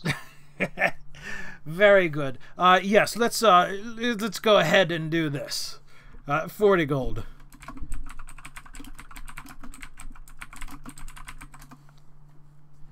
And he... I know, right? You just slipped into ham bone. I did. It happened. He takes your 40 gold. I trust you strapping young lads can go ahead and load up your own cart, right? Tadpole can help you out, I suppose. Oh, yes. I'll do that over there. Move this over here. Okay, that on top of there. Move this over 2 inches. They have to be uniform. Come on, come on. Oh, yeah, Janeon just throws shit in there, like... Yeah, he's not tidy. Half inch more to the left. Oh, there we go. Rick would help, but he would leave all of the organizing up to... Anyone else? Okay, you managed to get the cart loaded without much trouble, regardless. And so now the question is, what do you want to do? At some point throughout this, are they getting ready to leave? Does it look like the group's getting ready to leave? Not entirely sure. Okay. No, just figuring that out now. Okay, yeah. So I'm gonna again go up to Guts and say, just give me like 5 minutes advance warning before we're ready to leave. Wonderful. But Atal does leave the building at some point during the stacking, which, takes a couple minutes. You're strong, but it still takes a little while.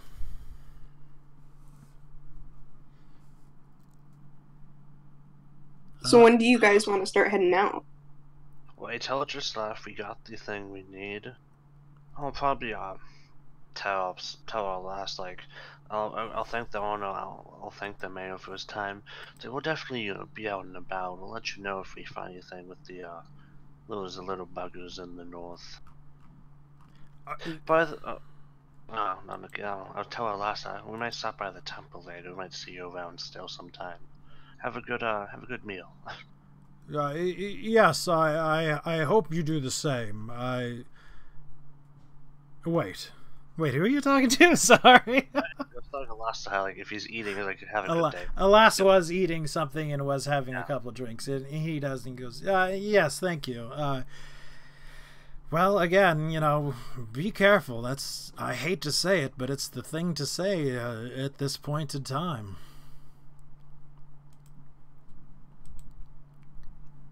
I don't, frankly, have a lot of faith in these adventurers right here that the mayor has hired. They have been drinking for some time. If you can help it, help us out, rather, well, I know Tokrin would certainly thank you.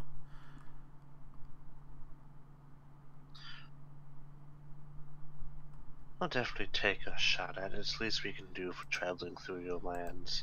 We're not be heading out that way anyway, so it might be prudent to make sure the way is safe for the rest of the caravan. Yes. Well, I bid them all a good day, and I think we'll also go back to the rest. There, I got the alcohol we need, and I believe we'll have to see some dragon eggs if you all want to come. I'll come along. That sounds interesting. Yeah. At one point, I will want to stop near one of the walls again. You said you wanted to stop by the walls? Yeah, just whenever we happen to pass one again. Okay. I want to see if there's sentient, if there's anything sentient in it by using my medallion. All right, so you all gather yourselves up, and you're getting ready to leave at this point, and you're fairly making it obvious. Okay. So at that point, I'm going to run down to the cellar. Well, first I'm going to go grab my broom, my personal broom, and take that with me. And then I'm going to run down to the cellar and just throw as many casks and bottles of wine and hard liquor into my little bag as possible. Sure. No one is particularly expecting you to do something like this, so nobody's really watching you or anything like that. You've done this job now for years. You've done it reasonably faithfully, I would assume. So you managed to come away with quite a haul. You're specifically targeting, these high spirits, right? Absolutely. Going for the good stuff. In your bag, you managed to put, 15 or so bottles of this just fine liquor. Not bottles, excuse me, but casks. And it's a significant money investment. This is the top shelf. This is the stuff he reserves for himself. He reserves for the mayor. He reserves for the high city officials. Okay. And you managed to get it into your bag of holding with no trouble. No one suspects anything. All right. Then I'm going to go out to the... Is there like a back door? Yes, there is. Okay, so I'm going to go to the back door, go around to the front, so hopefully they can see me through the door, and give my new group the little thumbs up and kind of walk back across the street waiting for them to come out. All right, and Guts, you do manage to see this happening. Your new little friend gives you the thumbs up with a big grin on her face, and then heads across the way. Wonderful. Let's skedaddle. All right, everything is loaded back onto your cart. the last thing that you said was that you were going to head to the Potters. The Potters would be this place right here, marked with this red X. Because I mark everything with a red X. But now you need to decide what it is you actually want to do. And you have a new person with you. Adrian, someone you may have seen flitting about the place, but you've certainly never come into contact with. Except for a brief, go get my beer. Hey guys, why is the server following us all of a sudden? Hi, I'm an adventurer now. I'm sure I pay. Name is Tadpole. Pleasure to meet you.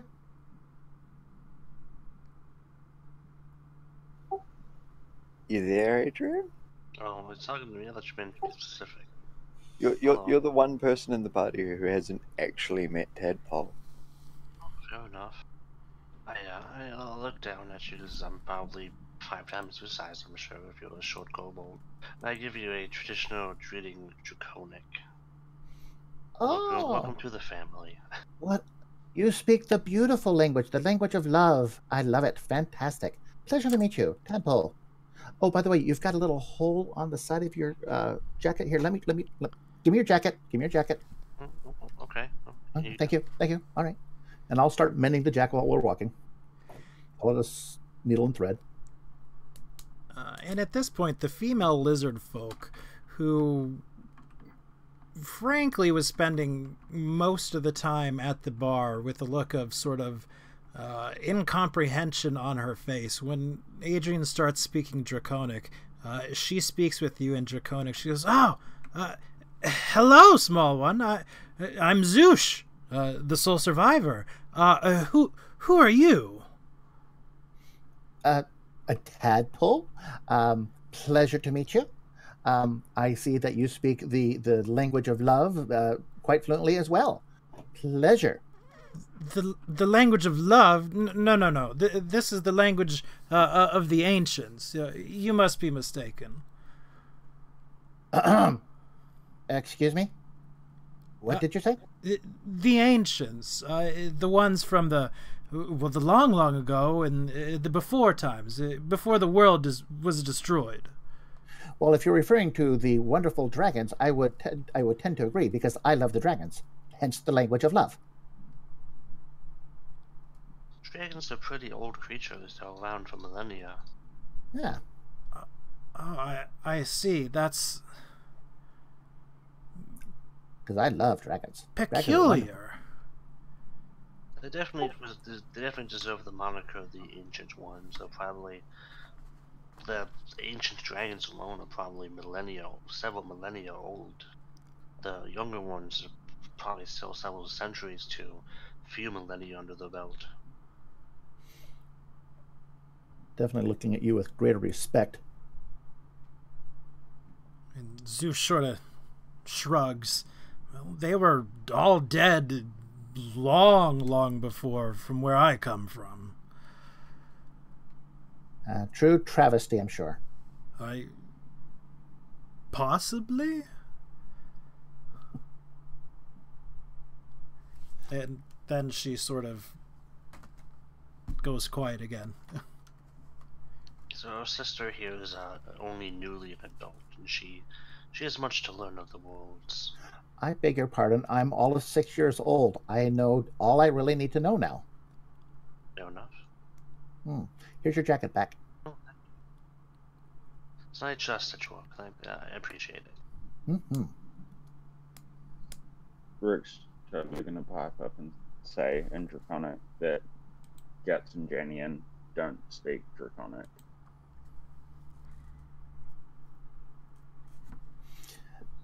I do go up to Guts and I whisper in her ear, I tug on her hand, and I need to talk to you, and whisper in her ear. If somebody comes and looking for me, saying that I stole stole some alcohol, you might want to just hold this for me. And I show her my little bag here. I'll just kind of slip it in. Just don't let them see that, okay? All right, I'm sure. And you pass the goods off to her. Yep. Don't need a warrant to search me. We have a lot of extra storage space, guys. Hide it in your chest cavity. Yeah, let's do that. All right, I'm gonna turn around and shove it in my chest cavity. Do I see this happening? You can give me a perception check, and very possibly versus Guts's deception check or roll. It just turns to a wall. We just kind of.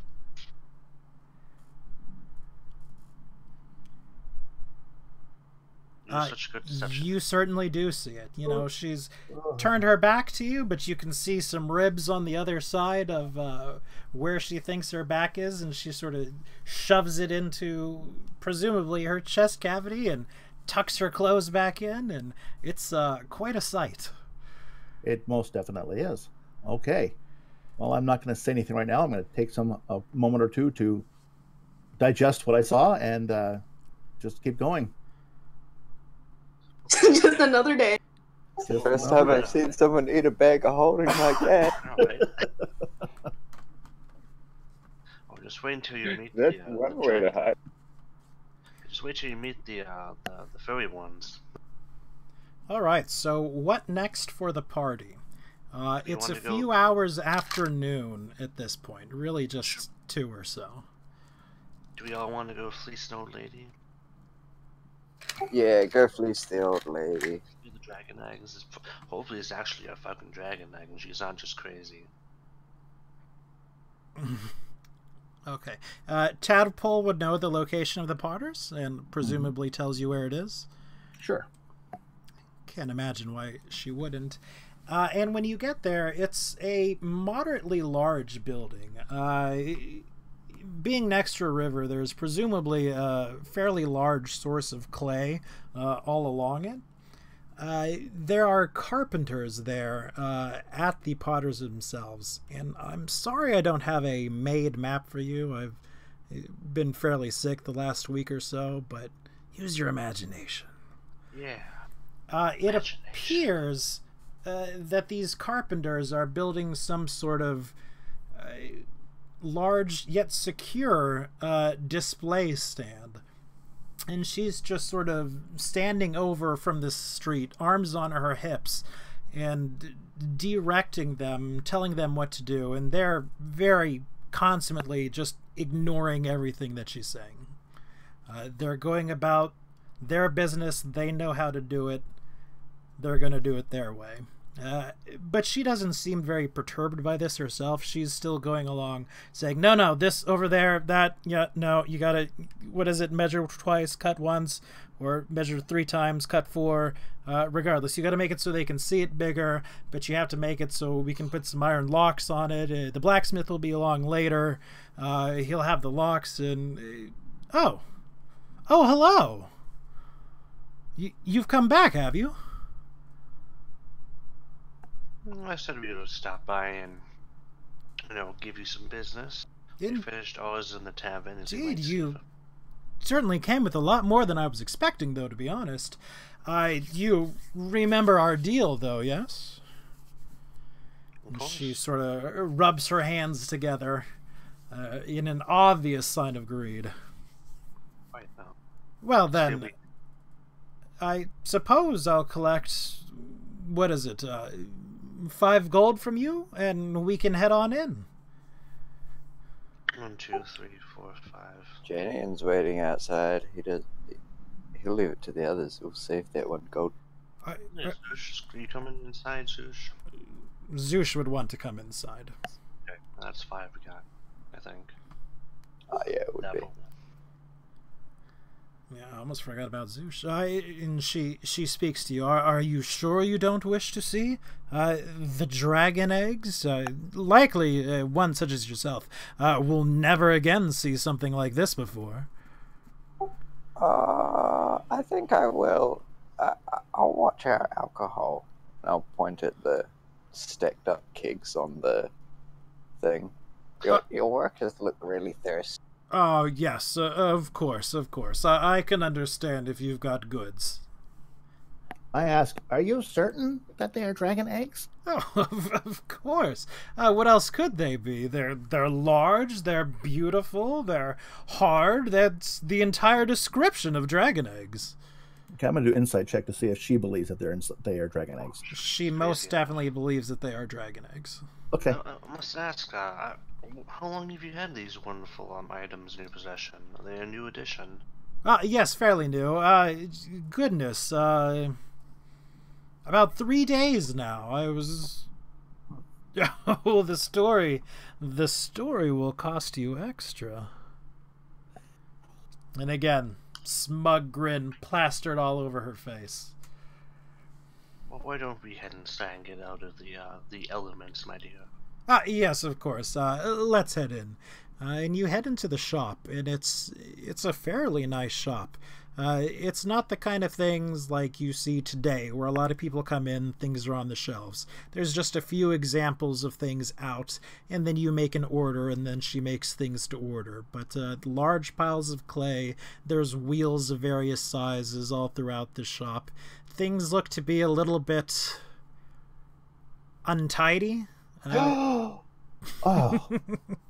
I instantly start moving things around, dusting, moving things, make sure they're nice and orderly. And this is a person who's known you for quite some time, being that you work at the largest and most respected bar in town, so she doesn't pay too much mind to your quirks, but you do notice that she's keeping a very close eye on you. Mind you don't get sticky fingers, my dear. I'm hurt. Oh, we've known each other for years. Of course I would not, but you are just a slob. My goodness. This is a workplace. Well, don't just put things away that are out. Tidy if you must, but leave them out. Sure. I still put them away. And she soon gets distracted by the conversation with the rest of the group. Now, yes, these dragon eggs. Thank you for your generous donation to the new museum. I certainly appreciate it. Yes. Well, I suppose I'll just go ahead and bring them out. One at a time, of course. It's much more dramatic that way. But of course, he must have a good show and all. It's part of the experience. Indeed. And she goes ahead and she brings out this egg. And hopefully we should all be seeing this egg on the screen. It's pretty much as you see right here. It's certainly egg-shaped, but it looks like inside is more sort of a calcified rock or something like this. You know, it doesn't look exactly rock-like, as opposed to what the picture exactly shows you, but it is fairly similar.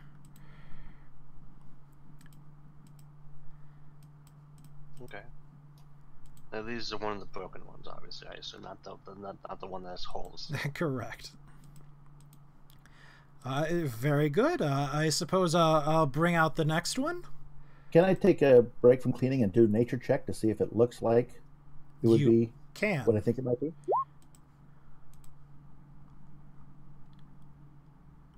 It does not. It is small to be a dragon egg. It theoretically could be one still. You're not entirely sure, but it is certainly smaller than it should be.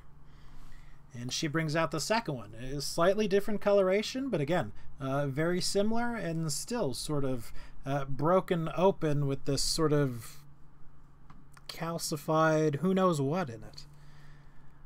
Now the next two are very exciting to see. They're much more whole. The one only has a bit of a dent in it, if you were. And she brings it out, and I hit the wrong button. And sure enough, it's nearly whole, but where you see the sort of pale coloration on this one. It's actually a hole inside the egg, and it does not have this sort of calcified innards that the other one does. It's definitely more hollow. Still too small to be a dragon egg? Oh, yes. Okay. And finally, I'll bring you the next one, the last one, the pride and joy of my collection.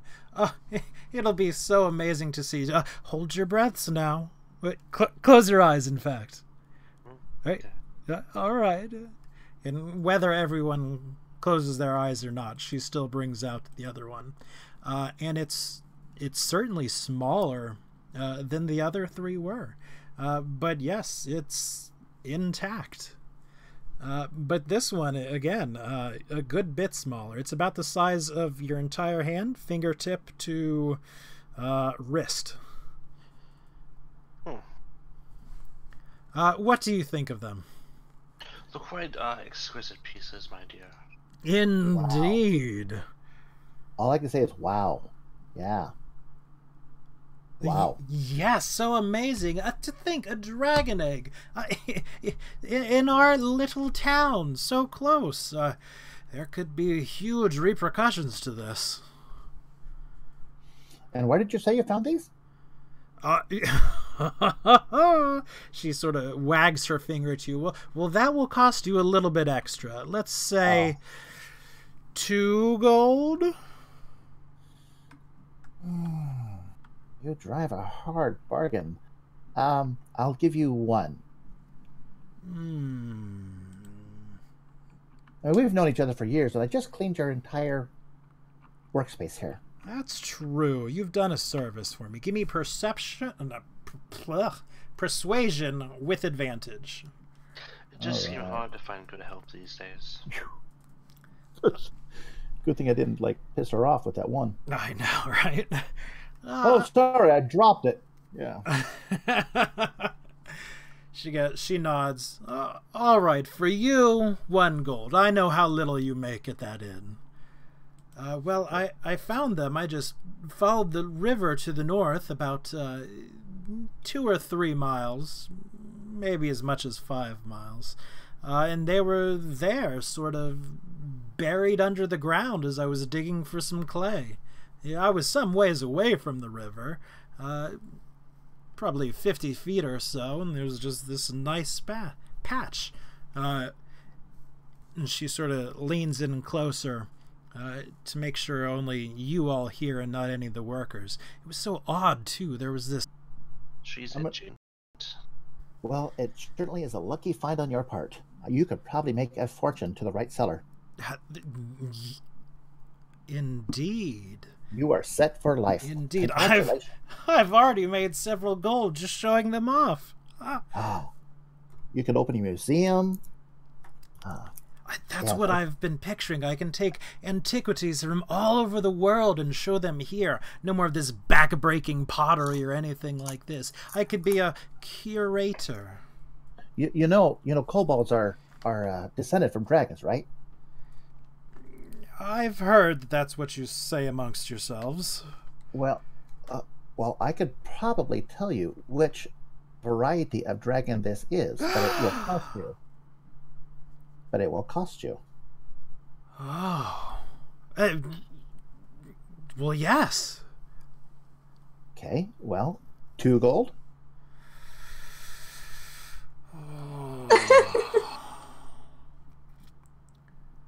Well, I'll even certify it for you. I have some pen and paper. I will write a certificate of authentication. You wouldn't... Would I be able to tell to verify? I'll be right back, my thing, just so I don't answer the door. But I'm definitely going to offer my services too with this. I definitely want to take a close look, detect any magic, I'll prevent that kind of stuff. I'll be right back, though. Sure. Rick, I didn't hear what you said. But, would I be able to identify it to verify for it? Sure, you can give me a nature check while this discussion's going on. And Tadpole, the woman says to you, you wouldn't happen to be a dragon in disguise, would you? And she's nodding very vigorously as she's saying this. Oh, absolutely. Well, you are a very clever woman to see through my disguise. Yes, I have actually polymorphed myself into the size of a kobold, so I can actually go through the town without any undue notice. Oh, I knew it was so. You've always had such an air about you. Yes. Well, don't tell anybody. Oh, of course. Mm-hmm. Our secret. But yes, 2 gold sounds very reasonable for that. And the certificate, of course.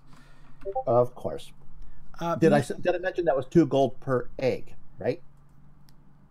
I see. Just want to make sure we were clear on that. An 18. She don't even have that much money, bruh. What I miss? Well, What's Do I happening? see anything else of value in the room that I might find interesting? Not particular. It's, tools, potter supplies, pottery. What was the verdict? It doesn't look like she's been collecting anything yet. Still in the process.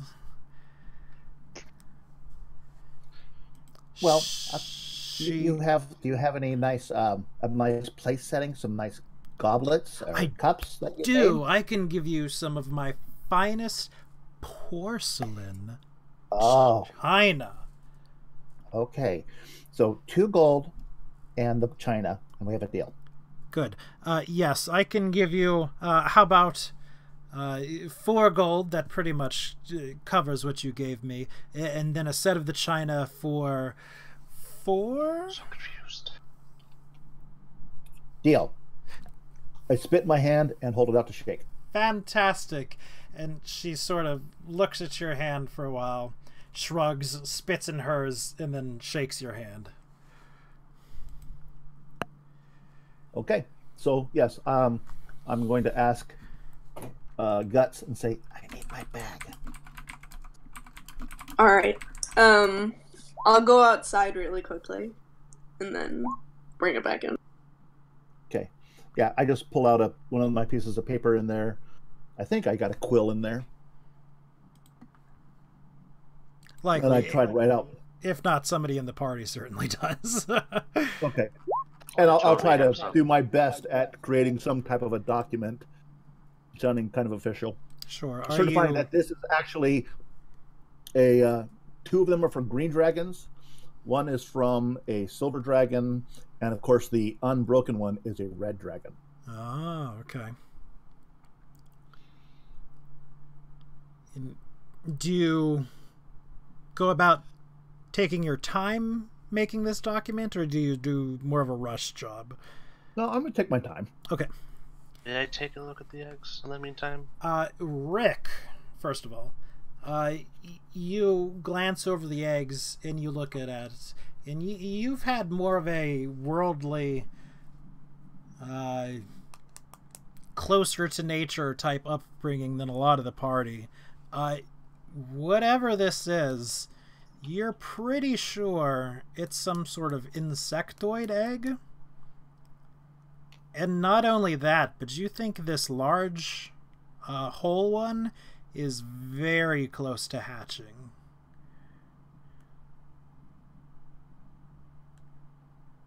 Can we have a group huddle?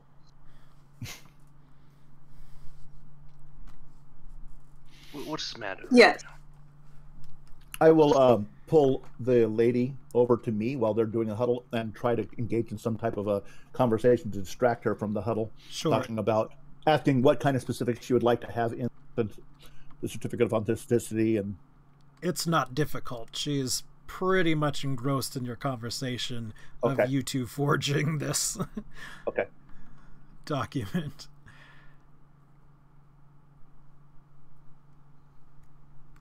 Alright, so guys, they're not dragon eggs whatsoever.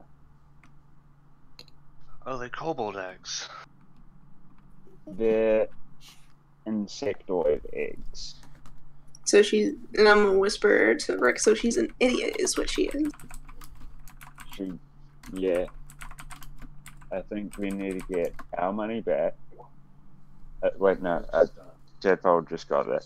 I have an idea Yeah, that these really aren't worth as much as she thinks they are. I have a wonderful idea that will give Yeah. everyone what they want. We can take the eggs, the two that can hatch, because I'm sure that we could use some in the city somehow. They could sell them, new creatures, stuff like that.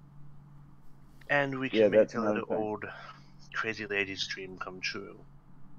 We got 40 gold left. Let's see if she'll take 25. If not, maybe she'll take 30.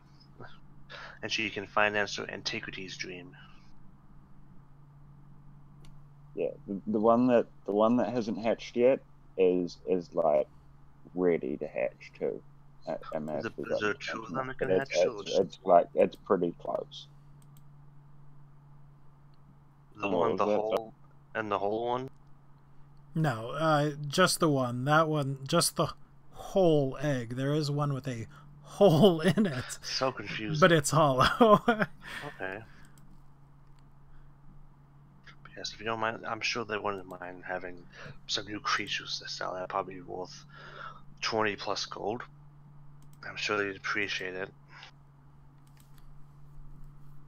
it. Yeah, I was thinking 20 would be a good number. But they aren't dragon eggs. But let me get a perception check from Tadpole. Sorry for cutting across you. Okay. Perception. There we are. Oh yeah. Woo-hoo.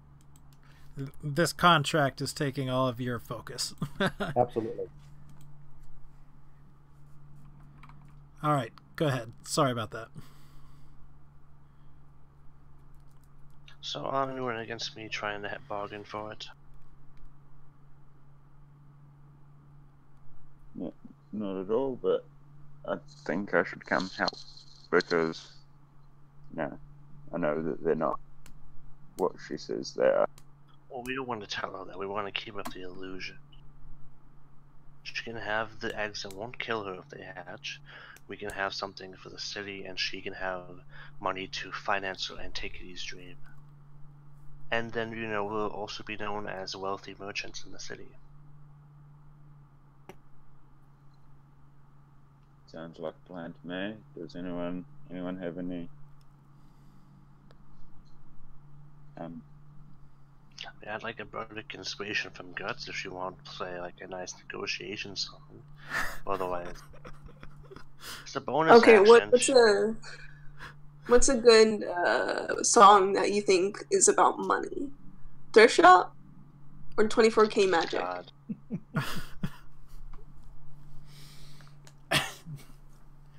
I'm listening, guys. I just don't know why you're not going with Money by Pink Floyd. Oh God. We'll do that one then. And I'm assuming I probably have one of my instruments strapped to my back, so I can take that. Yeah. Anything that. Okay, so the general idea is that we're going to try to purchase this intact one away from the person? And hope it doesn't hatch. Maybe try to cool it down a bit. I don't know. Okay. Alright, so Tadpole and goodness, I forgot her name already. Atal finish up their contract, and she's looking, incredibly proud right now. Now, my dear Miss Potter, I have a wonderful offer for you. Oh? See, we're traveling merchants. We like unique deeds, and you seem to... And I support your grand dream. A wonderful antique shop is a wonderful dream to have, and I would like to help finance that.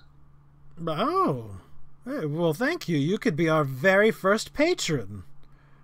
The trade I have in mind is... you have these wonderful certificates. I'll even add my name to them as a signatory to give them more of an official note. You have a merchant of good standing back in the claim, as well as a scholar, and I would just ask to be able to buy the intact egg for sale. It has many useful things from it, and I'm prepared to offer you a nice tidy sum right now in cold hard coin of 25 gold. Give me a perception, because her face immediately darkens when you say you wish to buy them. Okay, perception or insight? Ugh, neither. Persuasion. Got to have that wonderful. I do it every time. It's okay to give me some background music for that. Sure. She just disconnected though, so she might not have heard you. Guts, I would like a Is Guts our background music person? Yes. So she's the wonderful. You want inspiration? Of course. I do indeed. She's a straight up bard. What is that, a 1d4, 1d6? D6. D6. Persuasion. I'm gonna take my. I want to see what the 1d6 is. It's a 2. I'm gonna take the inspiration and make that a 23. Okay. Okay. Burning your inspiration. I like it. I'm not gonna use anything else. Like, who needs a advantage on a death saving throw? Gotta use it for haggling, man. Yeah. Because you guys have so many healers. I stab you. So she goes, 25 gold. That's a lot, but you know that's a red dragon egg, right? Exactly. It's a fire dragon. It is a creature to behold, and there was many. If it hatches out alone, any things from the eggs could be used for shops, for make a fireproof cage maybe. But I feel like if it hatches and you're not quick enough to grab it, it could cause some damage to the other eggs it displays. God forbid They come out of the eggs very hungry too. They do. They're ravenous creatures. So red ones. Very, very hungry. You know, I would be safe, but anything that's pink and fleshy, that's breakfast. I'm pink and fleshy. You are. There. Well, 25 gold or your life. That one, you know, I would say 25 gold is worth your life. We're doing you a favor by taking this egg and giving you 25 gold. We're saving your life and giving you an opportunity to start a business. You still have the 3 eggs, dragon eggs. And official certificates for them. Absolutely. Yes, that's true. And, maybe you could spread around, and she leans in close, a story saying that one of them was stolen. And that would lead more credence to the fact that they're real. Actually, that one of them hatched, and you barely got away with your life. That's so much better. Dragons, we're very smart. Yes, and I could set a small fire in the building, and that would help lead credence to it. We can even heat up. We can give you a small burn on your side of your arm or something like that. We could even torch your hair. Oh, maybe. I could totally use my breath weapon, so it's even dragon. Yes, that's what we'll have you do. That's exactly. I'll sell it to you now for 20 gold only, and then you can breathe your fire on the building, on the scaffolding out here. Not too much, mind you, just a little bit, and then we'll spread around a story that it was stolen, because it was definitely real. Oh, this is so wonderful. It's really turning out to be my day. You are a very astute business person, I must say. I'm very impressed. And she sort of gives you that smug look, which is why, thank you, my dear. All right. And she trades it out. Oh, no. We'll be fine. In fact, I'll send them all home. Give me just one moment. And sure. She goes out, and right now she's stepped out of the building entirely. Okay, have we paid her by this? You have paid her. Quick, Can we just set the house on fire and yeet it out the? No, just walk out casually with the house on fire in the background, just like, oh, you didn't mean.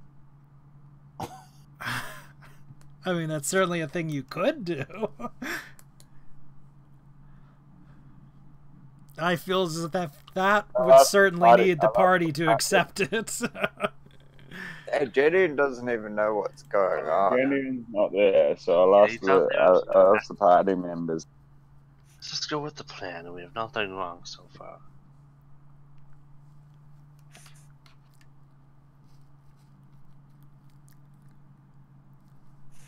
Is anyone going to do anything of a less than legal manner?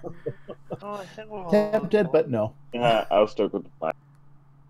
Okay. Well, she sends the carpenters away and she comes back in. She goes, all right, you can leave now. Let's say you come back sometime tonight after dark. You know, there's not much going on after dark. And then you could just set fire to some of the things. I'll bring some closer to the front so it's further away from my building so it doesn't catch on fire or anything like that. And then you can be on your way. All right.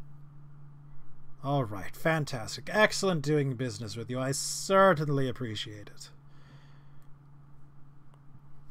And definitely I'm going to sign the certificate for as Crimson Deathclaw. Not going to use my own name, obviously. Sure. And she... Good Red Dragon name.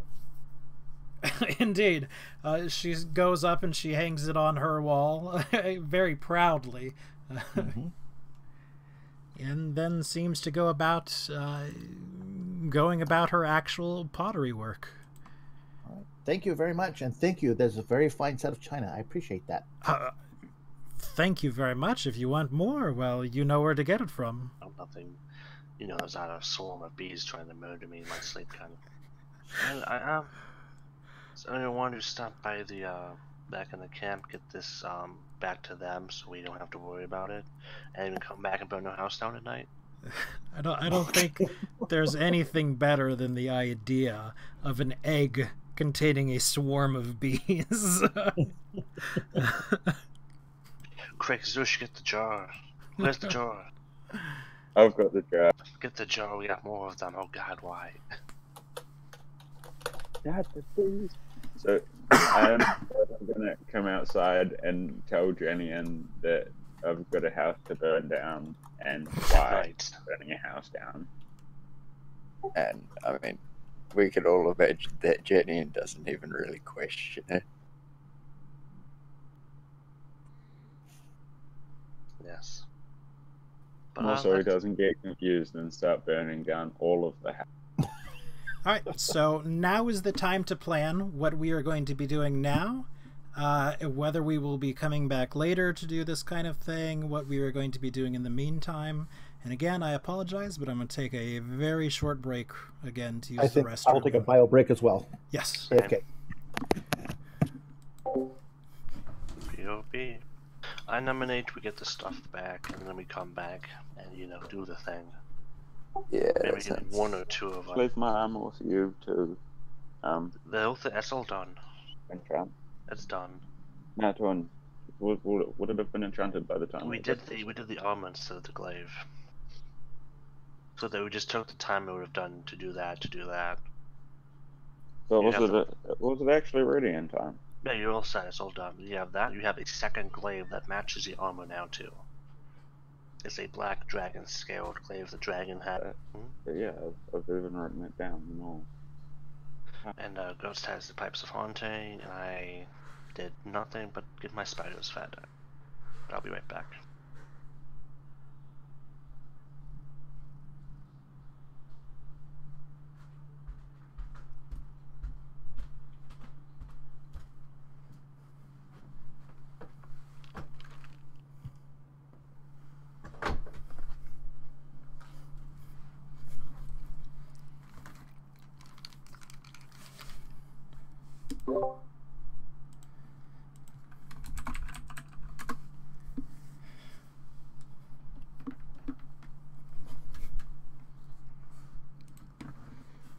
Did everyone leave to use the restroom as well? Not everyone. We stayed. Okay. I'm watching a video of LASIK eye surgery, and fuck that shit. Man, I mean, like, seriously, I have terrible eyes, and I'd love to get it, but I also have an astigmatism, which it's pretty difficult to do with, apparently. I would honestly rather go blind than have to do laser eye surgery. I've seen what happens there. It is not. Like, I'm into twisted stuff, but wow, that's mental. They literally just like flay your eye. It's done with, like, from what I understand, it's like less a laser that does it and more just an incredibly sharp, like, scalpel or something, I believe. Well, no. What looks like happens is that the scalpel shaves off like the outer corner of your eye, and then the laser actually. All right, you know, I thought about it, and I don't want to have this conversation. Yes. No. Back to the game. It's not a conversation anyone wants to have. It's not something you want. Yeah. Still, it would be nice not to wear glasses. Nerd. But yes, I think we more or less decided to go back to camp, get what we've got back to the rat folk, introduce Tadpole, and then whoever wants to come back and burn the place down can do that. All right, do that now while we're still waiting for Guts to come back anyway. Go ahead. Nothing. I thought we were talking about waiting for me to come back. So. No. Guts left too, I believe. Got it. You approach the wall, and I presume you come just close to this gate right here. And yeah. You're trying to cast it on a rock. There's no sort of sentient thought at all. All bone. Also, it's just like bone stacked and made sort of a solid wall from it.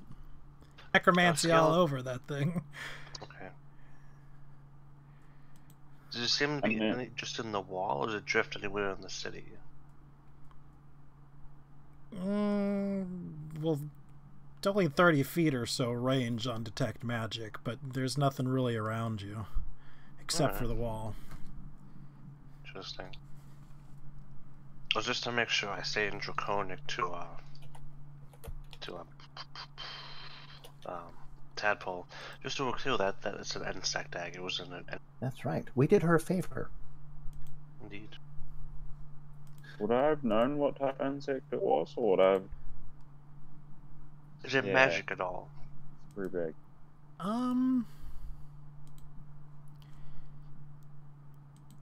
Is it magic? Not particularly. Fantastic beasts, of course, sometimes have a little bit of magic associated with them, but there's nothing like a concrete spell that's associated with this egg.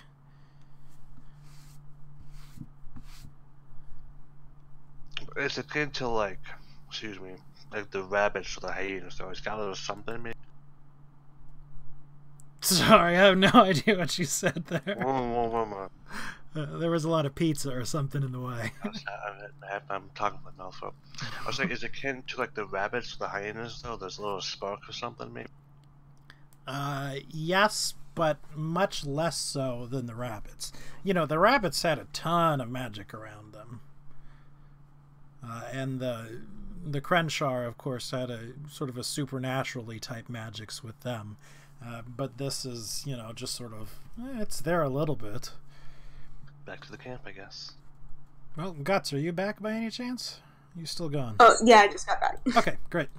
Well, then we're all in agreement that we wish to head back to the camp right now. Nobody wants to make any stops or anything like that? Nope. No, I'm good. The sooner we get out of town, the better. Okay. So we make our way back to the camp. Adrian, please give me a perception check as we are traveling. Yay. The bees! The bees.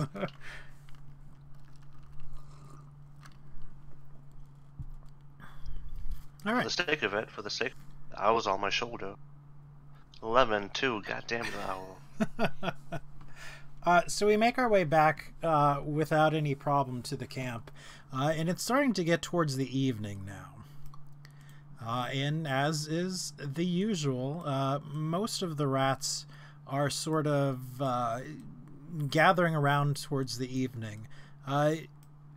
Sort of peculiar for what the area, or for what you've normally seen. You see a lot of the giant rats, or quote unquote, presumably that came with the group, are starting to fill back into the camp as well. Now, are these sentient rats? Do I recognize them, or do they just look rats? They mostly look like just rats. That's certainly what they look like, frankly. And nobody seems to be doing anything about it, though. Correct. Okay. Well, ask. Unlikely, unless somebody is, doing something about it. Okay.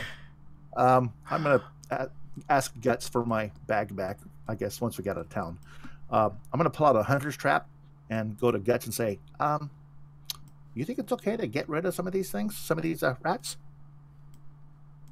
I don't see why not. I would try and stop.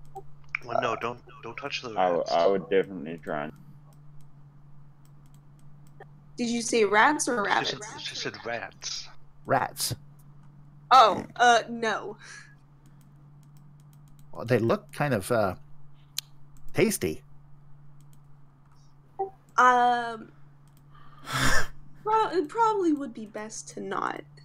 Let's just say that. Our employers, these are their property.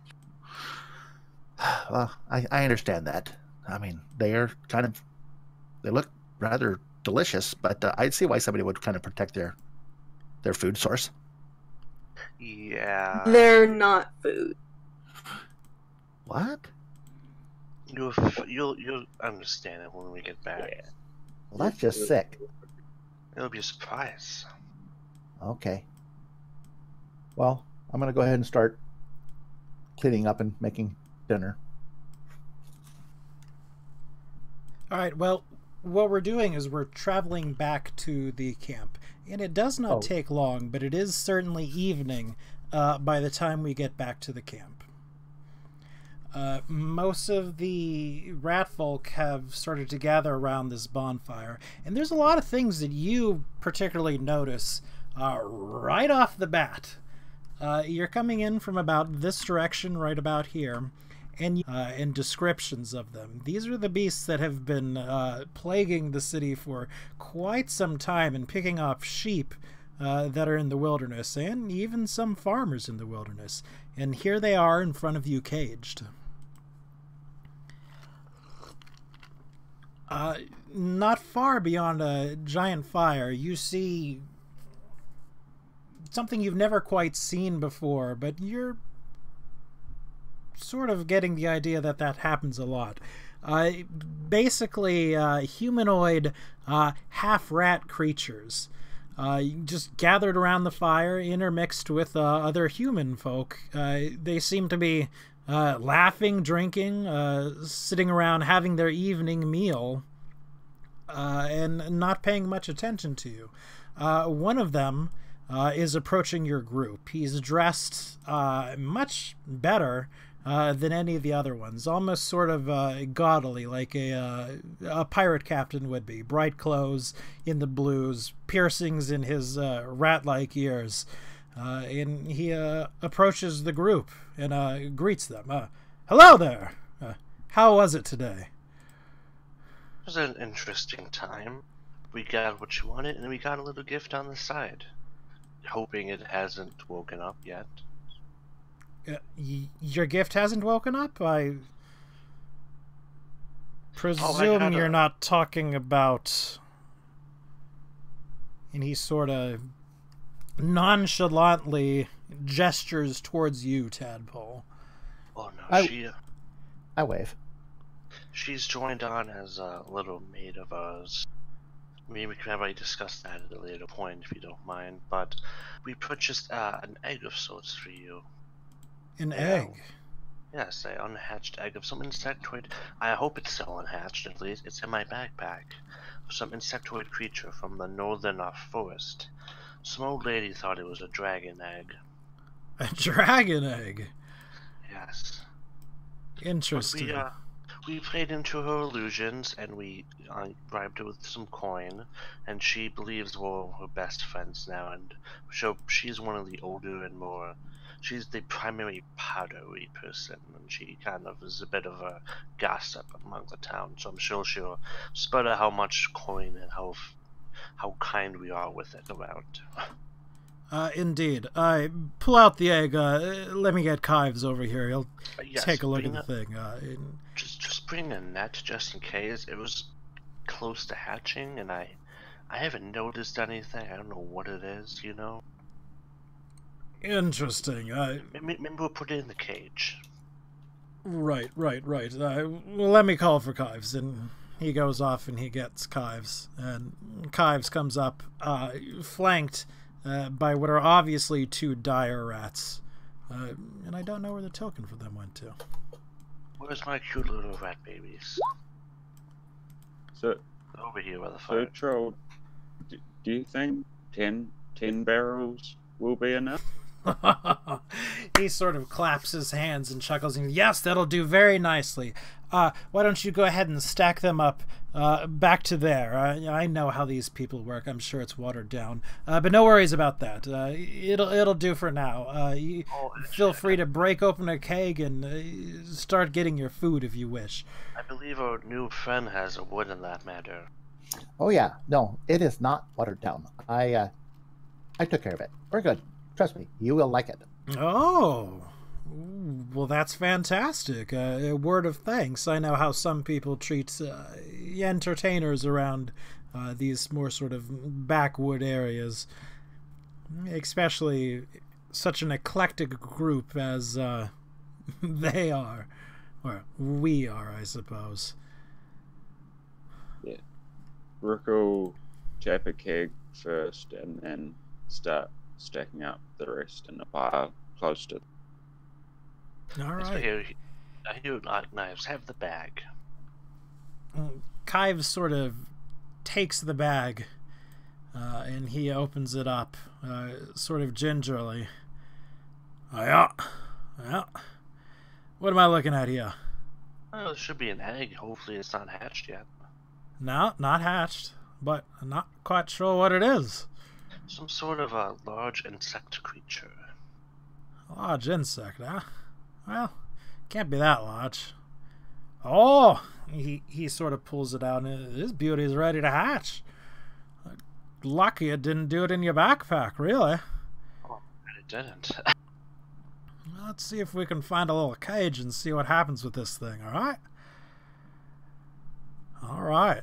And he sort of takes the egg and he goes off to do something with it. And comes back with sort of a cage. Well, I'll be keeping an eye on this little beauty, that's for sure. It looks like it's any moment away from hatching. Maybe make for a little bit of entertainment tonight. But we'll see what happens, I suppose.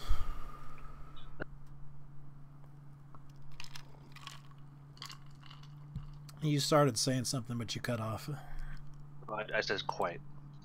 Yeah. And he goes back to the fire and sits down and sort of has this small cage with this egg in front of him. And he's sort of gathered a bunch of people around him. Shelley goes, all right, so tell me, what happened? So I want to recount the story, or shall I? Any takers?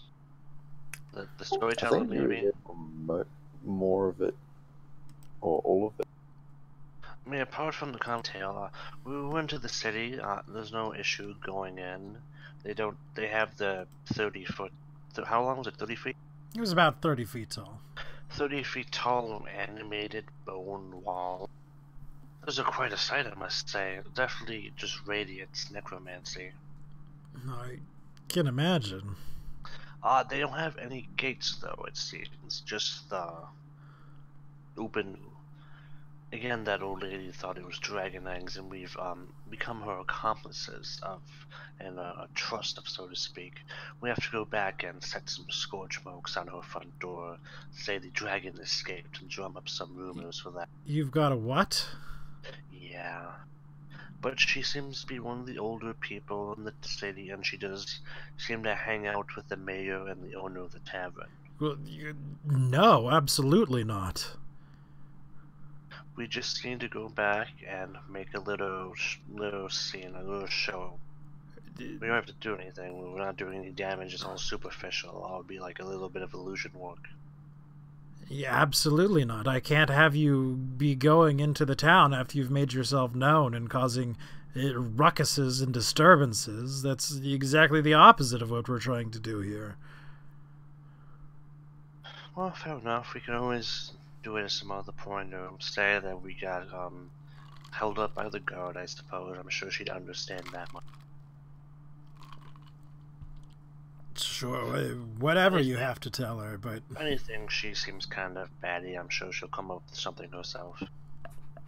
Yes, but certainly no putting scorch marks onto a building or anything. I'm sure she'll do it herself if we don't do it, honestly. Frankly, that's fine. But otherwise, we got in town no problem. They just stopped us in. They were very forthcoming after we told them we had money. Money to spend, at least. Good, good. We went to the tavern, which is a rather... for such a poor town, is a rather nice-looking place, I must say.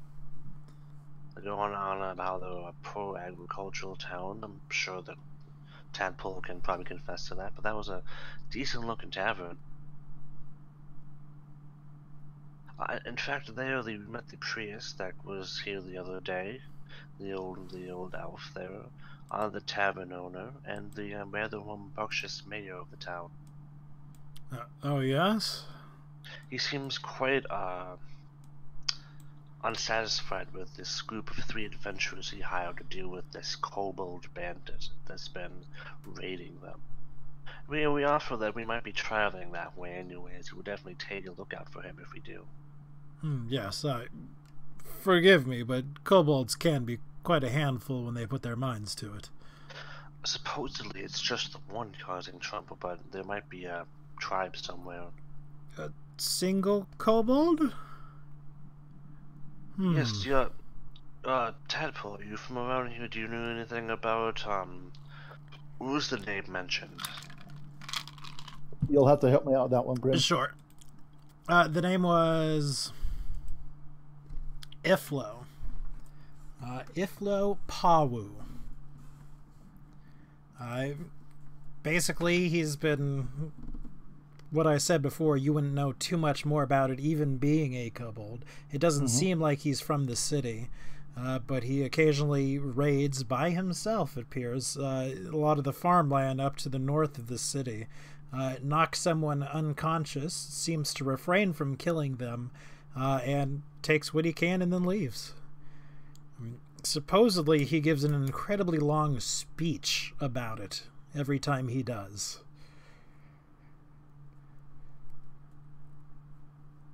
I pass on that information, adding that obviously kobolds are more intelligent and than you might realize, and because of our dragon heritage, of course.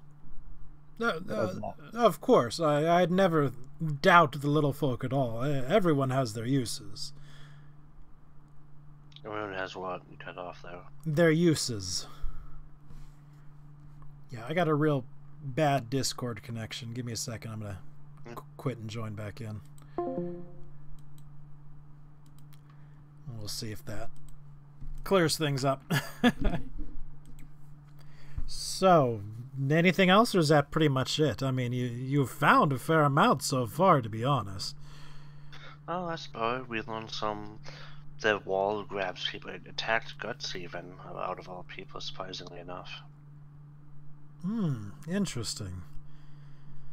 They're definitely looking for stuff. They we're open to us bringing in trade goods the following morning and stuff, the following days and stuff like that. Honestly, we should probably check out the town and see if there's any issues, and probably see what's up with that kobold. Yeah. Well, I suppose we'll worry more about what to do in the morning. Tonight it's more of a time for celebration. Why don't you take your new friend and get some food for a moment? Quite. If we have a moment, I'm sure that Guts and I should have a chat with you, probably.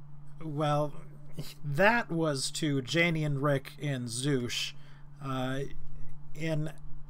If you go to take Tadpole to get some food and whatnot, join the festivities, have some alcohol, he holds Guts and Adrian back. Oh yeah, Janeon had already gone off to unload the kegs and everything anyway. Oh, that's true. Both you and Guts did, or Rick did do that, didn't you? Well, Zoosh in Draconic asks you to come with her to get some food and have some of this amazing invention, what they call alcohol. And that would be towards Tadpole. Oh, sure. Okay. I'll go ahead and...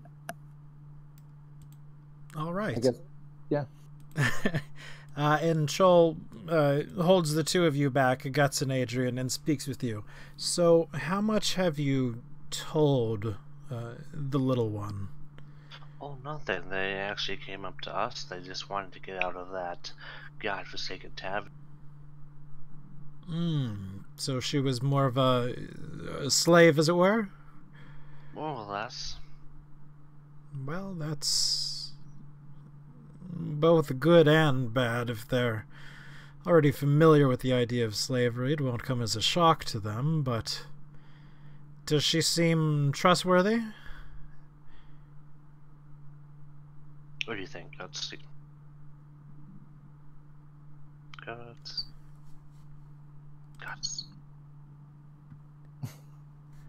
Man, my connection is...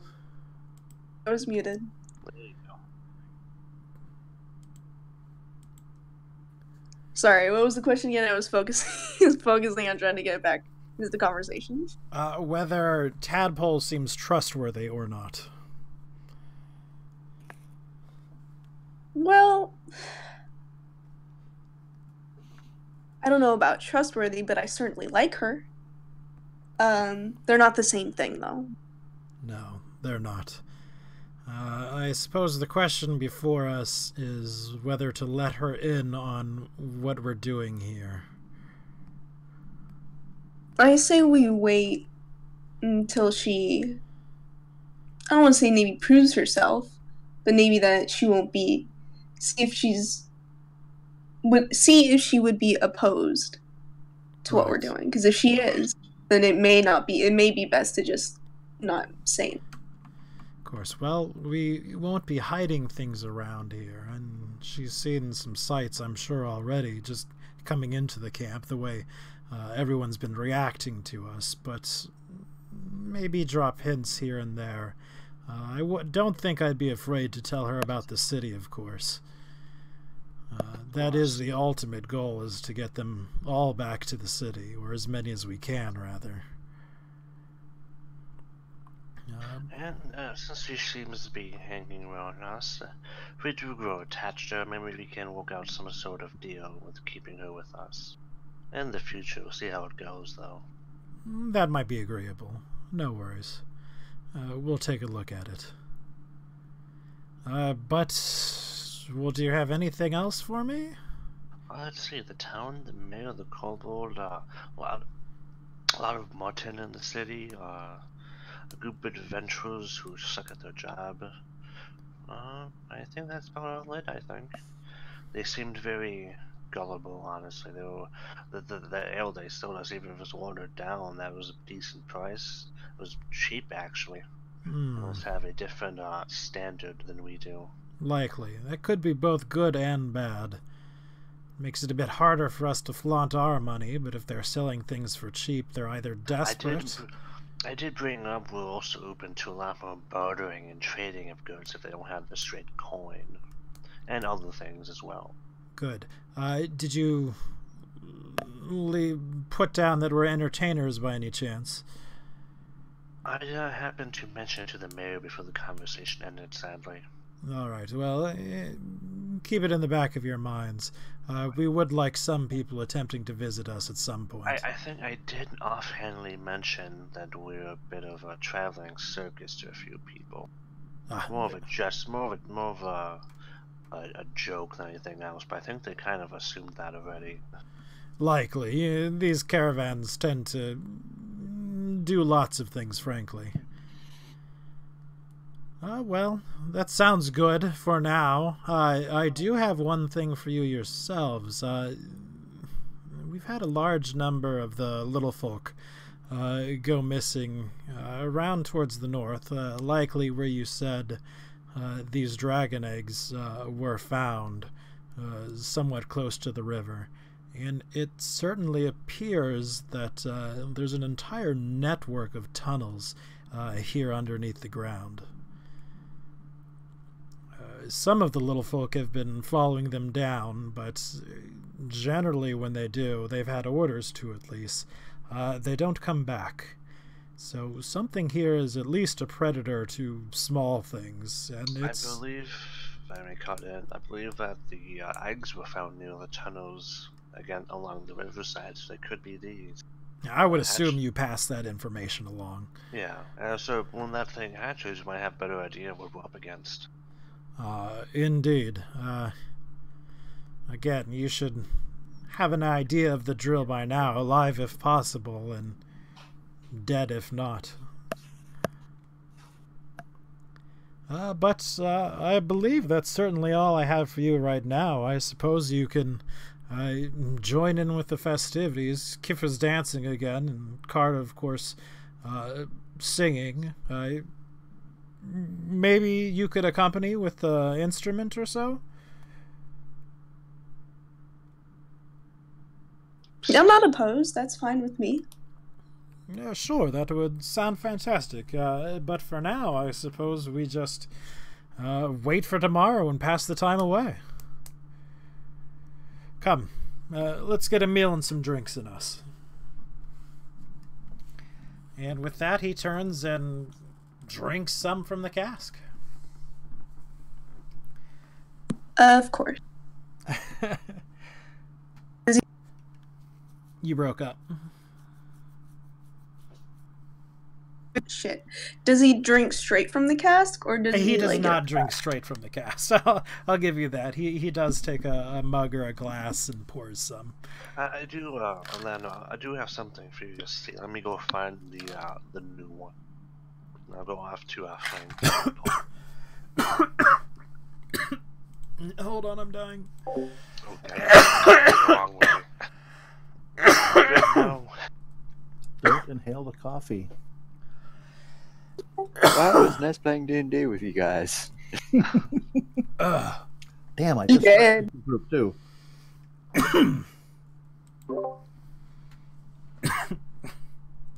Oh gosh. Okay, I'm alive again. Are you? More or less. Went down the wrong pipe and it burns.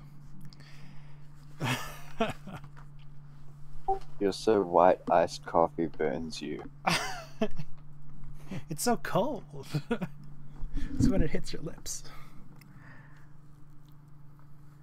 All right. So the night. Go ahead. I was wanting to find Tadpole and maybe see if they would show off some of the china they found at Troll on that note for some trade good. Sure. I'm probably mending somebody's clothing at the moment, but sure. Probably Zush's. I don't want to show them that it's a bag of holding. So, yeah, I'll go get it. So, you have that back, right? You did not give it back to Guts? Okay. Yeah. Yeah, but what I'm saying is I don't want everybody in the camp to know that I've got a bag of holding. Sure. You can head to the cart and do some fiddling around as you're... Yeah. Yeah. Bring out the china. Do you bring out all this stuff as well? Do you bring out the spirits as well, or do you just bring out the No, china? No. Okay. No, just the china. Just what he asked for. All right, and you they have plenty of alcohol right now. Yes. Oh, yes. Did you need me to serve you something? Oh, no, I was just wishing to show some of the goods they had inside of the city. And you did acquire some of the nicer china from Yes, this I spot. did.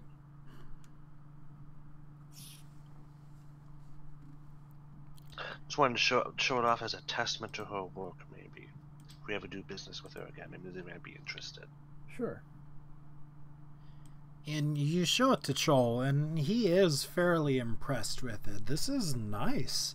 Not bad. And this is from the woman you talked to with the dragon eggs? Yeah, with the dragon eggs? Yes. Of course. How very good. And her work is of this quality usually. Yeah, she's a little untidy, but other than that, I think her workmanship is quite nice. Yeah. I see. Very good. Very good. Yes, that is good indeed. How would you say you feel about the city, young Tadpole? Where you live in? Yeah, it's okay. It's a city, it's kind of small for my tastes, but I would like to experience a larger city sometime in my life. But got the wanderlust going here. But no, other than that, there's good people in it. There's stupid people in it. There's not enough kobolds in it. But all in all, there's a lot of if you play your game right, there's treasure to be had. There's coin to be made. He nods. Indeed. I think you're going to find yourself in good company. Be sure to ask the others where we come from when you get a chance. It's sure. It's a story, let's say. Not a problem. It must be, wherever you come from, must be pretty hard living, because that poor Gut, she's just skin and bone. I mean, there's just really... Yes. Well... we need to feed that poor lady. Let's say everyone has their own story. But no, generally food isn't a concern in the city. Okay. She has her own special circumstances, though. Those poor eating disorders. Indeed. Poor girl. I can safely say I don't think I've ever seen her eat. Indeed. This will be my own personal quest to put some meat on her bones. Quite. Okay. I would have a question, by the way. Yeah. So I was using Xanathar's table to roll up some background history events, stuff like that. Mm-hmm. I rolled an adventurer thing, and I got really lucky, and I rolled on the strange or weird table. Would you be okay with me having known a dragon in the city? Because I apparently encountered one. Known a dragon? Yeah, that's not unheard of. It was quite an intimate encounter, actually. Oh, well, sure, we can go ahead with that. Yeah, apparently silver dragons do that a lot. Interesting. Yeah, I rolled that a lover was actually a silver dragon. All right. Yeah, I don't have a problem with that one. Okay, I can entice Tadpole with that now.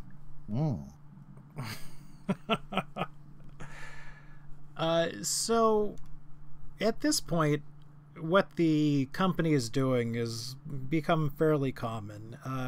It's a great place to be at night. It's a party. And one of the loudest, raucous, most drinkinest parties you can imagine. The food's freely flowing. The alcohol's certainly freely flowing. And everybody's having a good time. Again, Card is singing. Kif is dancing. And even this time, Guts is playing whatever instrument Guts plays. I have a couple of them. Right now I'm playing the violin. Or the fiddle. When it's a party, it's a fiddle. Fiddle. Always play with xylophones. Oh wait, yeah. Yeah, no. It's a party, but Guts is just casually playing Beethoven Fifth Symphony in the background. Playing Old Town Road right now, so. On the a fiddle rendition. A fiddle rendition. So again, everyone is free to talk with basically anybody who has a name, but if we would like to skip over that, we can go ahead and skip over that. So would any would like to have conversations amongst either our new party member or any of the folks around, or would we like to just proceed to the next day? Or the next thing that happens? Can I talk to Gabriel? Of course. Where is that boy? Gabriel is right over here. On that note, their names are missing. I think that or escape. Loris is, I'm not sure. Half of them are, yeah. Well, they're just Gabriel's the pretty one. standing on top of each other. Yeah. There we go. It doesn't layer right for, reasons. It does for Skarg, Vax, Knives, and Loke, but not for them for some reason. Yeah, I don't know. Something about the order I put the tokens on the map, likely. But yeah, you go ahead and approach Gabriel, and, Gabriel happens to be one of the few people who works during the day. So he's tired. Hello. No. How are you doing today? Tonight, I suppose. Got sad to be right back all of a sudden. Oh, gotcha. Hey, Gabriel, how you doing? Not bad, not bad. I kind of missed your help today, to be frank, but no matter. I'm nearly done, and finally that layabout Lorist can do some work. Oh, I feel ya. Man, we brought back some new air, and we brought back the little egg in the cage that Knife has over there. I noticed. It was quite an eventful day. Might be the things digging around, actually. We're close to the... There's some tunnels near where the eggs were found, supposedly, so this might be what was doing that. Oh, could very well be, I suppose. I don't follow the politics too much during the day. Obviously, I'm busy working for the most part. It's a nice city, entire wall of animated skeletons. They didn't take well to Guts either for some reason. No. Odd. You'd think there would be some sort of, I don't know, disposition for it to be kinder to its own kind. Well, I suppose not really when you think about it. The undead's not really known for being kind, now that I think about it.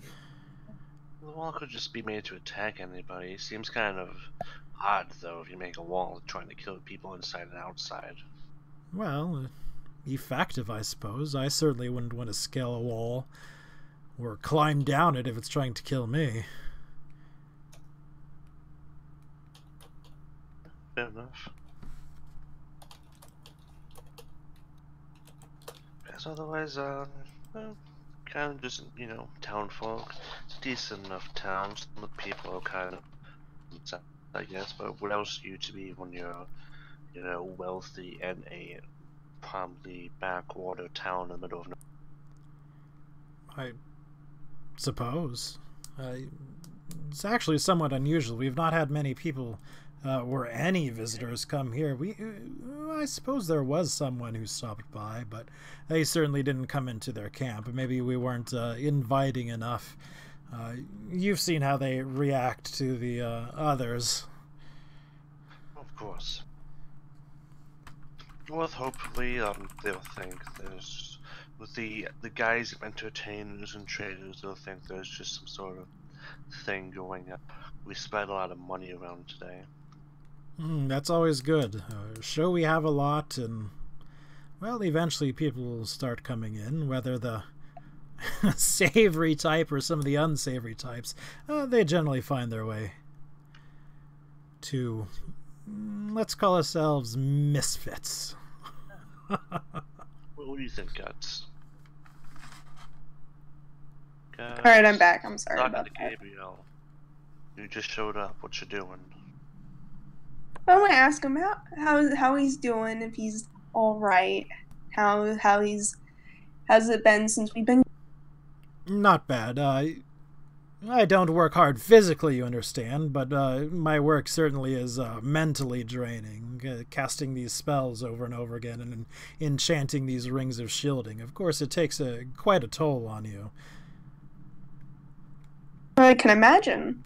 That's why I asked if you're all right. Fair enough. And yes, I am all right. Thank you for asking. Of course. And I'll go and I'll excuse myself and go and grab something to drink with quotation. Sure. And around about that time, Kives jumps up onto the bench. Everyone, I think it's happening. Come around. Okay, I'm curious.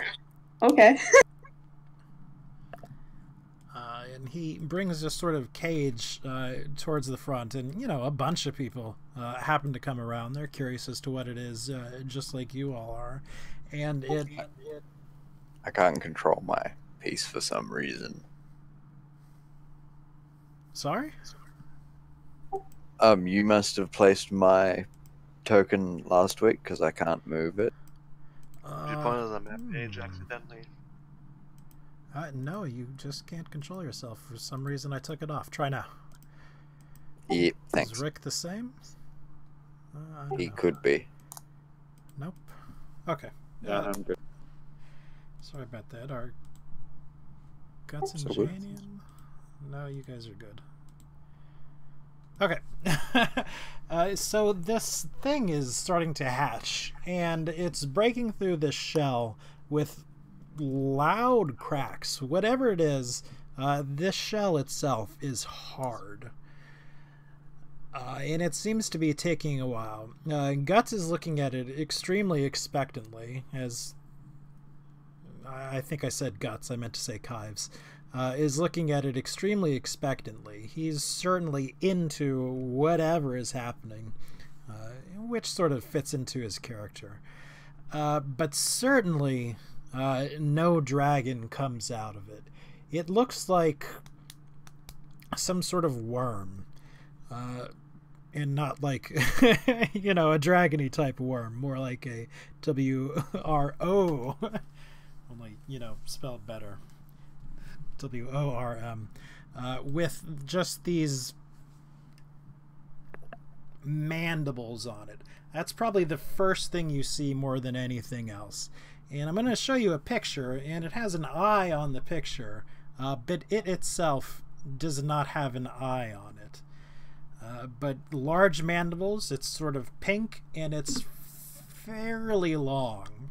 It looks sort of grub-like. It has, you know, sort of the grub-like legs that one would have on it. But these, again, these just huge mandibles on just this little larva. Well, that's not really what I expected. Yeah? Well, what were you expecting? Well, something more reptilian than that. Buglet? Yeah. I mean, I knew it was some sort of insect, but with an egg that large, and this is the larva, whatever it is, it gets big. I guess we know what made those tunnels. Yeah, I reckon you're right. That is nasty. That's pretty much large enough to be concerning. Can I make a nature check to see if I can identify it? Hey, you sure Or can. is that... All right.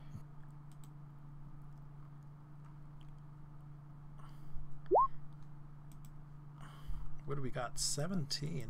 Okay, you very specifically, since you're from this plane, know that it is something called a Kuthic, which is a large insect, works as a hive mind, voracious predator.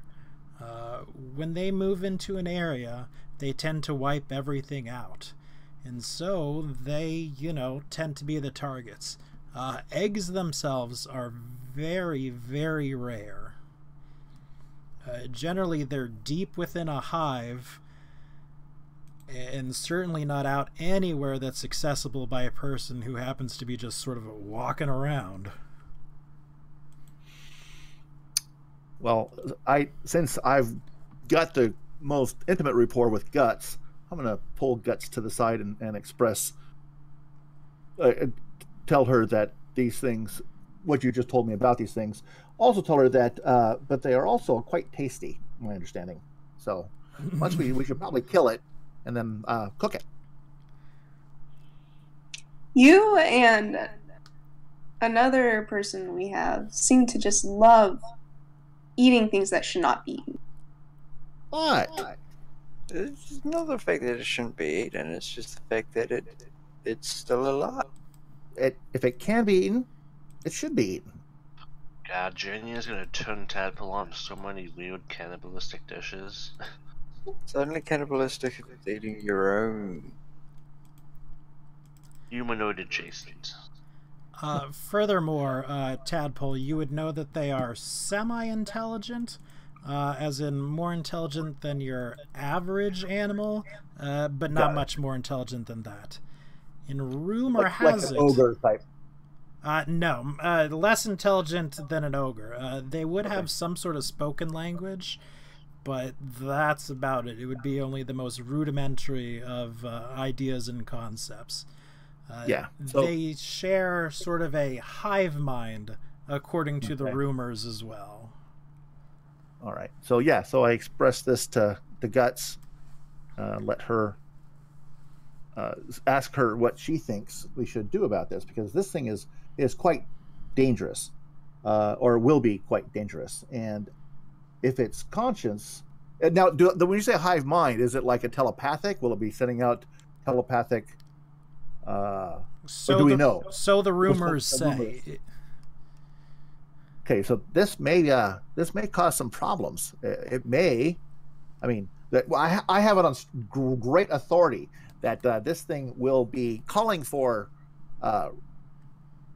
others of its kind to bring him, to rescue it, and so we really should dispatch it quickly and place probably extra guards around. I would have to agree. I don't like this thing, and if you say it's a hive mind, that does pose a risk. Obviously, it's not up just for me, but let me run it by our employers. Oh, they're your employers? Okay, so they're my employers too, then. I guess by extension. By extension, yeah, absolutely. And I'm guessing, I guess I'll ask Kives. And Cole, if he's around. Cole. Sure, he would be around. Yeah, I'm going to go with Guts. Pretty much everyone is, except you two, are sort of gathered around this thing now. Because as I typed, it started sort of shouting loudly and very high-pitchedly. Pitchedly certainly isn't a word, but pitchedly. Where's? I guess I'll grab Cole and I'll tell him, hey, Tadpole, tell him what you told me. And I expressed that in the most. I'll even embellish it if I have to. But how dangerous this thing truly is, and that it's probably right this moment calling for help. What sort of numbers are we talking about? Probably at least 20 or more. Whole villages have been wiped out. Men, women, children. They really love children. They're just voracious eaters. Terrible.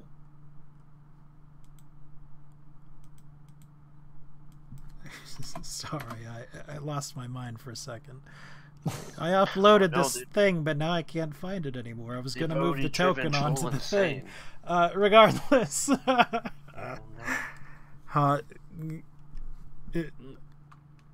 Hive mind, you say? Yes. So it's probably telepathic. All right, Kives, you got to kill that thing. Telepathy. Kives sort of sighs, but pulls out a dagger and plunges it into the thing, and it just lets out this incredibly loud shriek and starts clacking its mandibles, trying to bite the dagger, and it does so over and over again. I gotta call AFK. Sure. Seemingly to... You gotta mute him again. Yeah.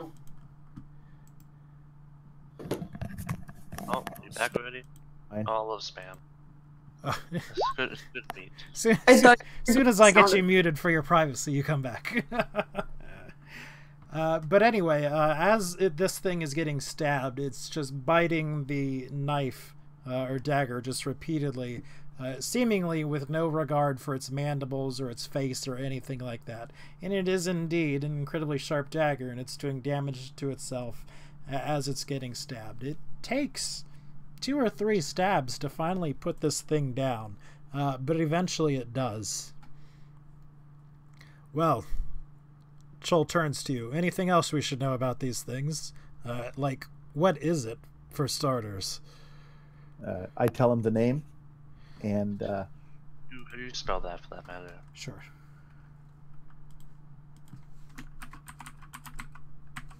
The one thing that I find interesting is... Kruthic. The egg was found close to the surface, or lady was walking around. That's not normal. It should not... my understanding is they're subterranean, and so that's also a little worrisome. Just doesn't sound right. That is worrisome. Dangerous, you said. Very, very. They just voracious hunters. Well, you saw how hard it was to kill the thing. It's just right out of an egg. Right.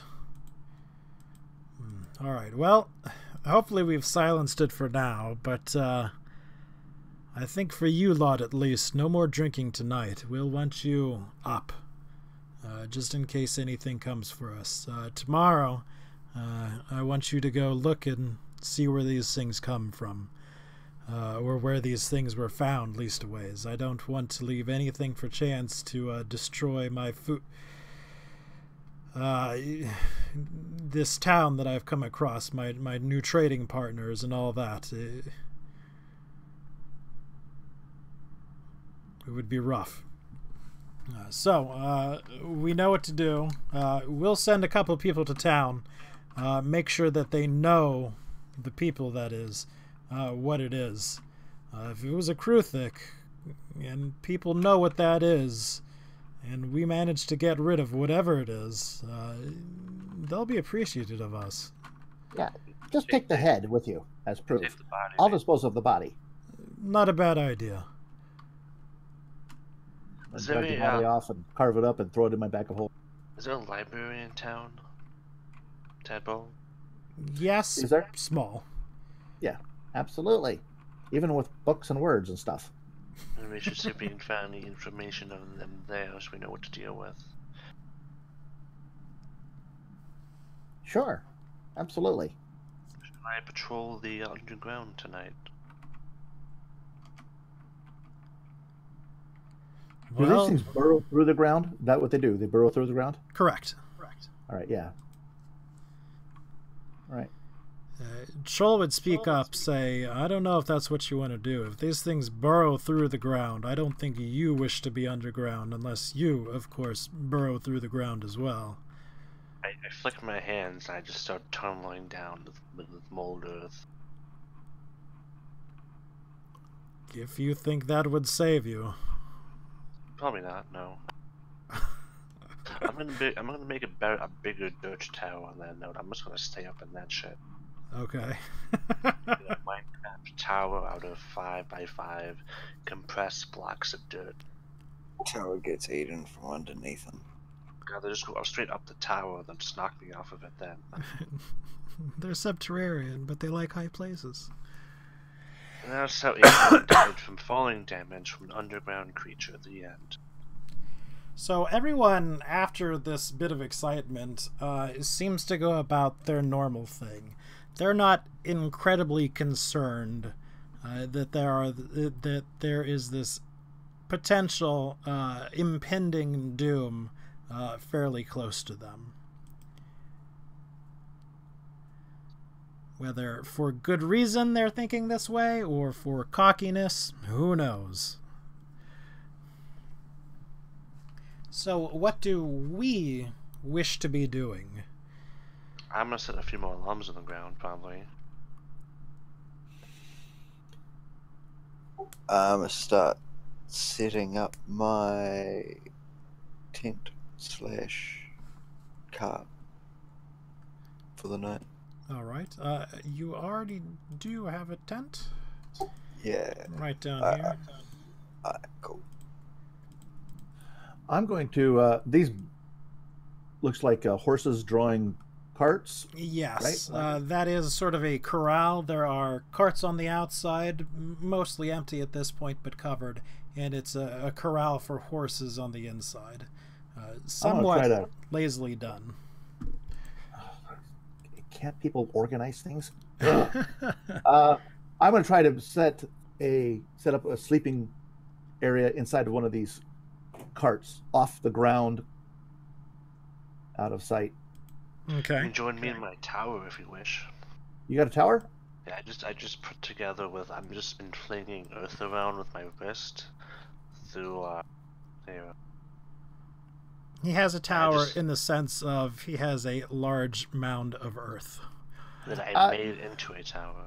Yeah, appreciate the offer, but I think I don't want to be near ground of any sort with a potentially burrowing foe. So appreciate the offer, though. Really, it's very kind of you. Here's your clothes back, by the way. They're mended and ironed and full. Oh, thank you. All right, there you go.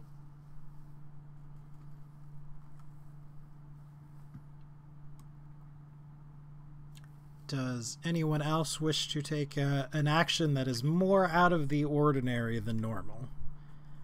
I'm gonna put some more alarms down, as I said. I'll just make some more squares. Okay. Primarily in the tent area. That's not a square. That's not a square. But it'll be fine as a circle. We know.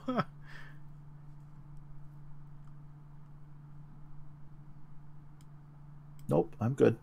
Okay, well, again, the day goes on for a long time, or rather the night goes on for a long time.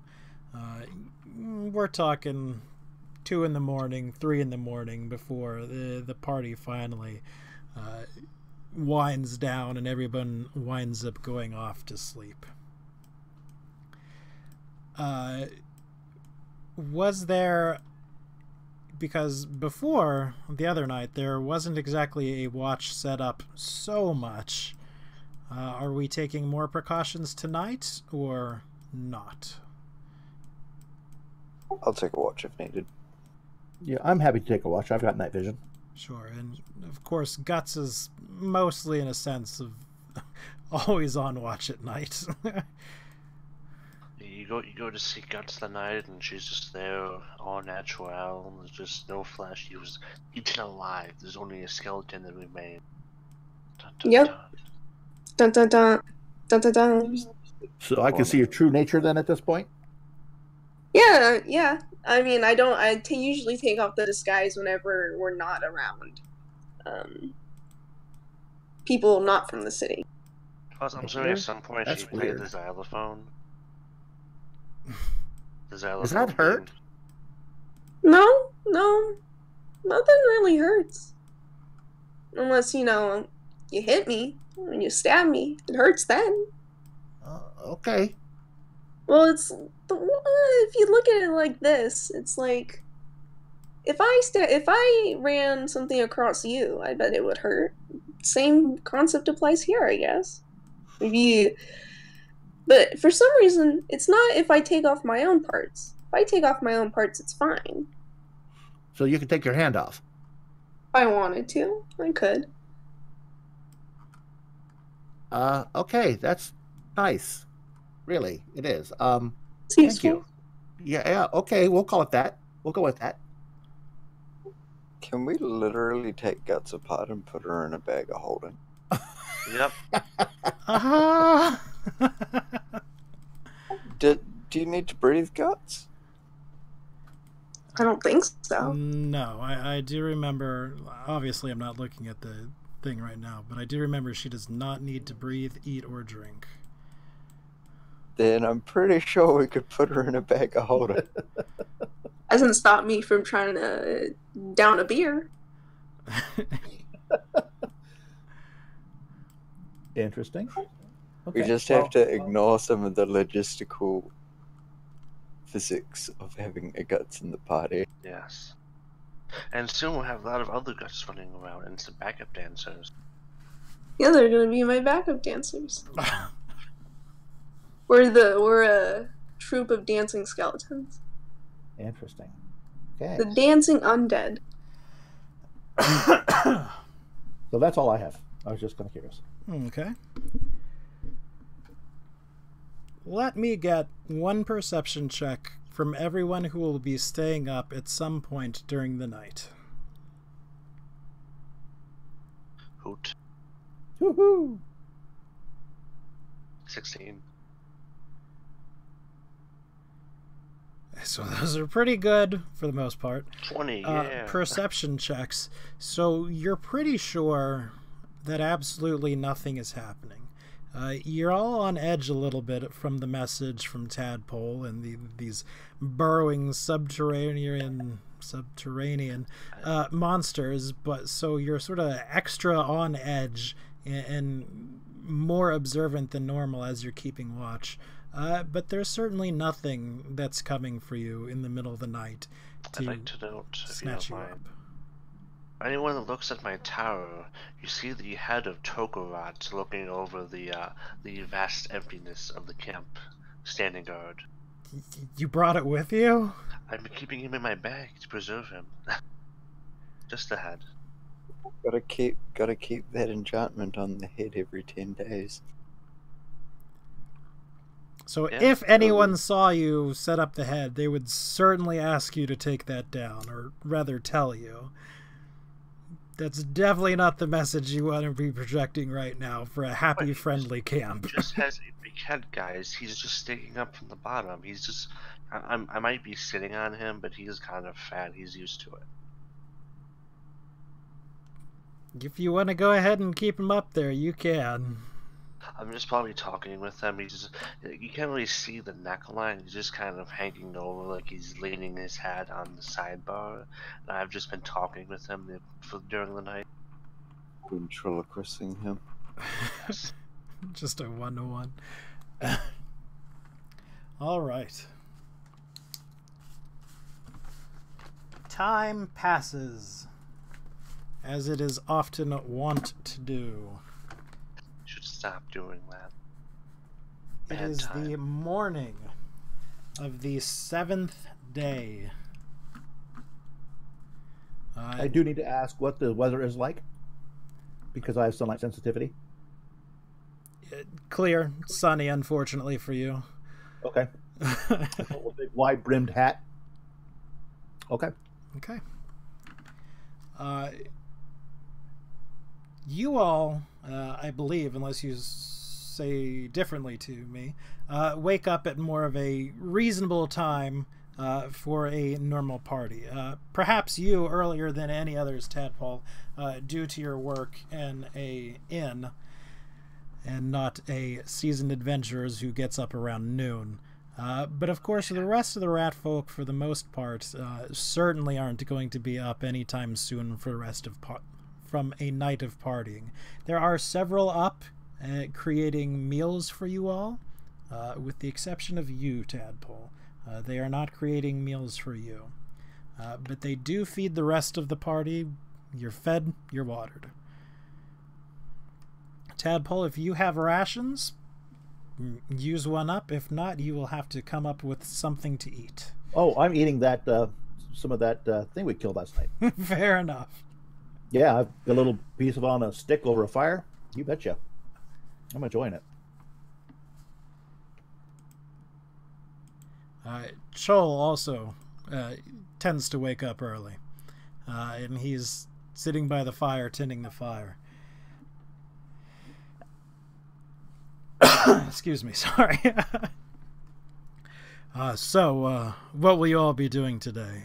My suggestion, of course, is you head to where these things were found, scout out the area, see what's going on at the very least. If they're as dangerous as our new little friend seems to think that they are, you might need some help, or your presence might be needed. It would be a shame if some sort of unknown invader came and destroyed everyone in the city before... Well, if they came and destroyed everyone in the city. I would agree. Yeah, we should probably go out that way. But I'm familiar with kind of her description. With her description, I should be fairly familiar with the area that she found it, right? Yes, you would at least have a passing... Yes, it's in this area. Yeah, exactly. Okay. So I offered to lead the group there. Anybody that wants to go. Is anyone doing anything specific to prepare? I'll probably leave the donkey and cart behind this time. Okay. Make So sure I my guess that lanterns nothing are set. special. Get my oils ready in case we need to start a fire or something. Okay. Got my extendable 10-foot pole ready. You know, the usual stuff. All right, and so we head out.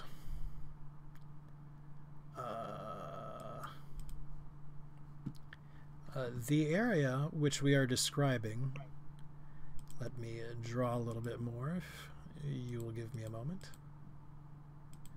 We'll make it extra large.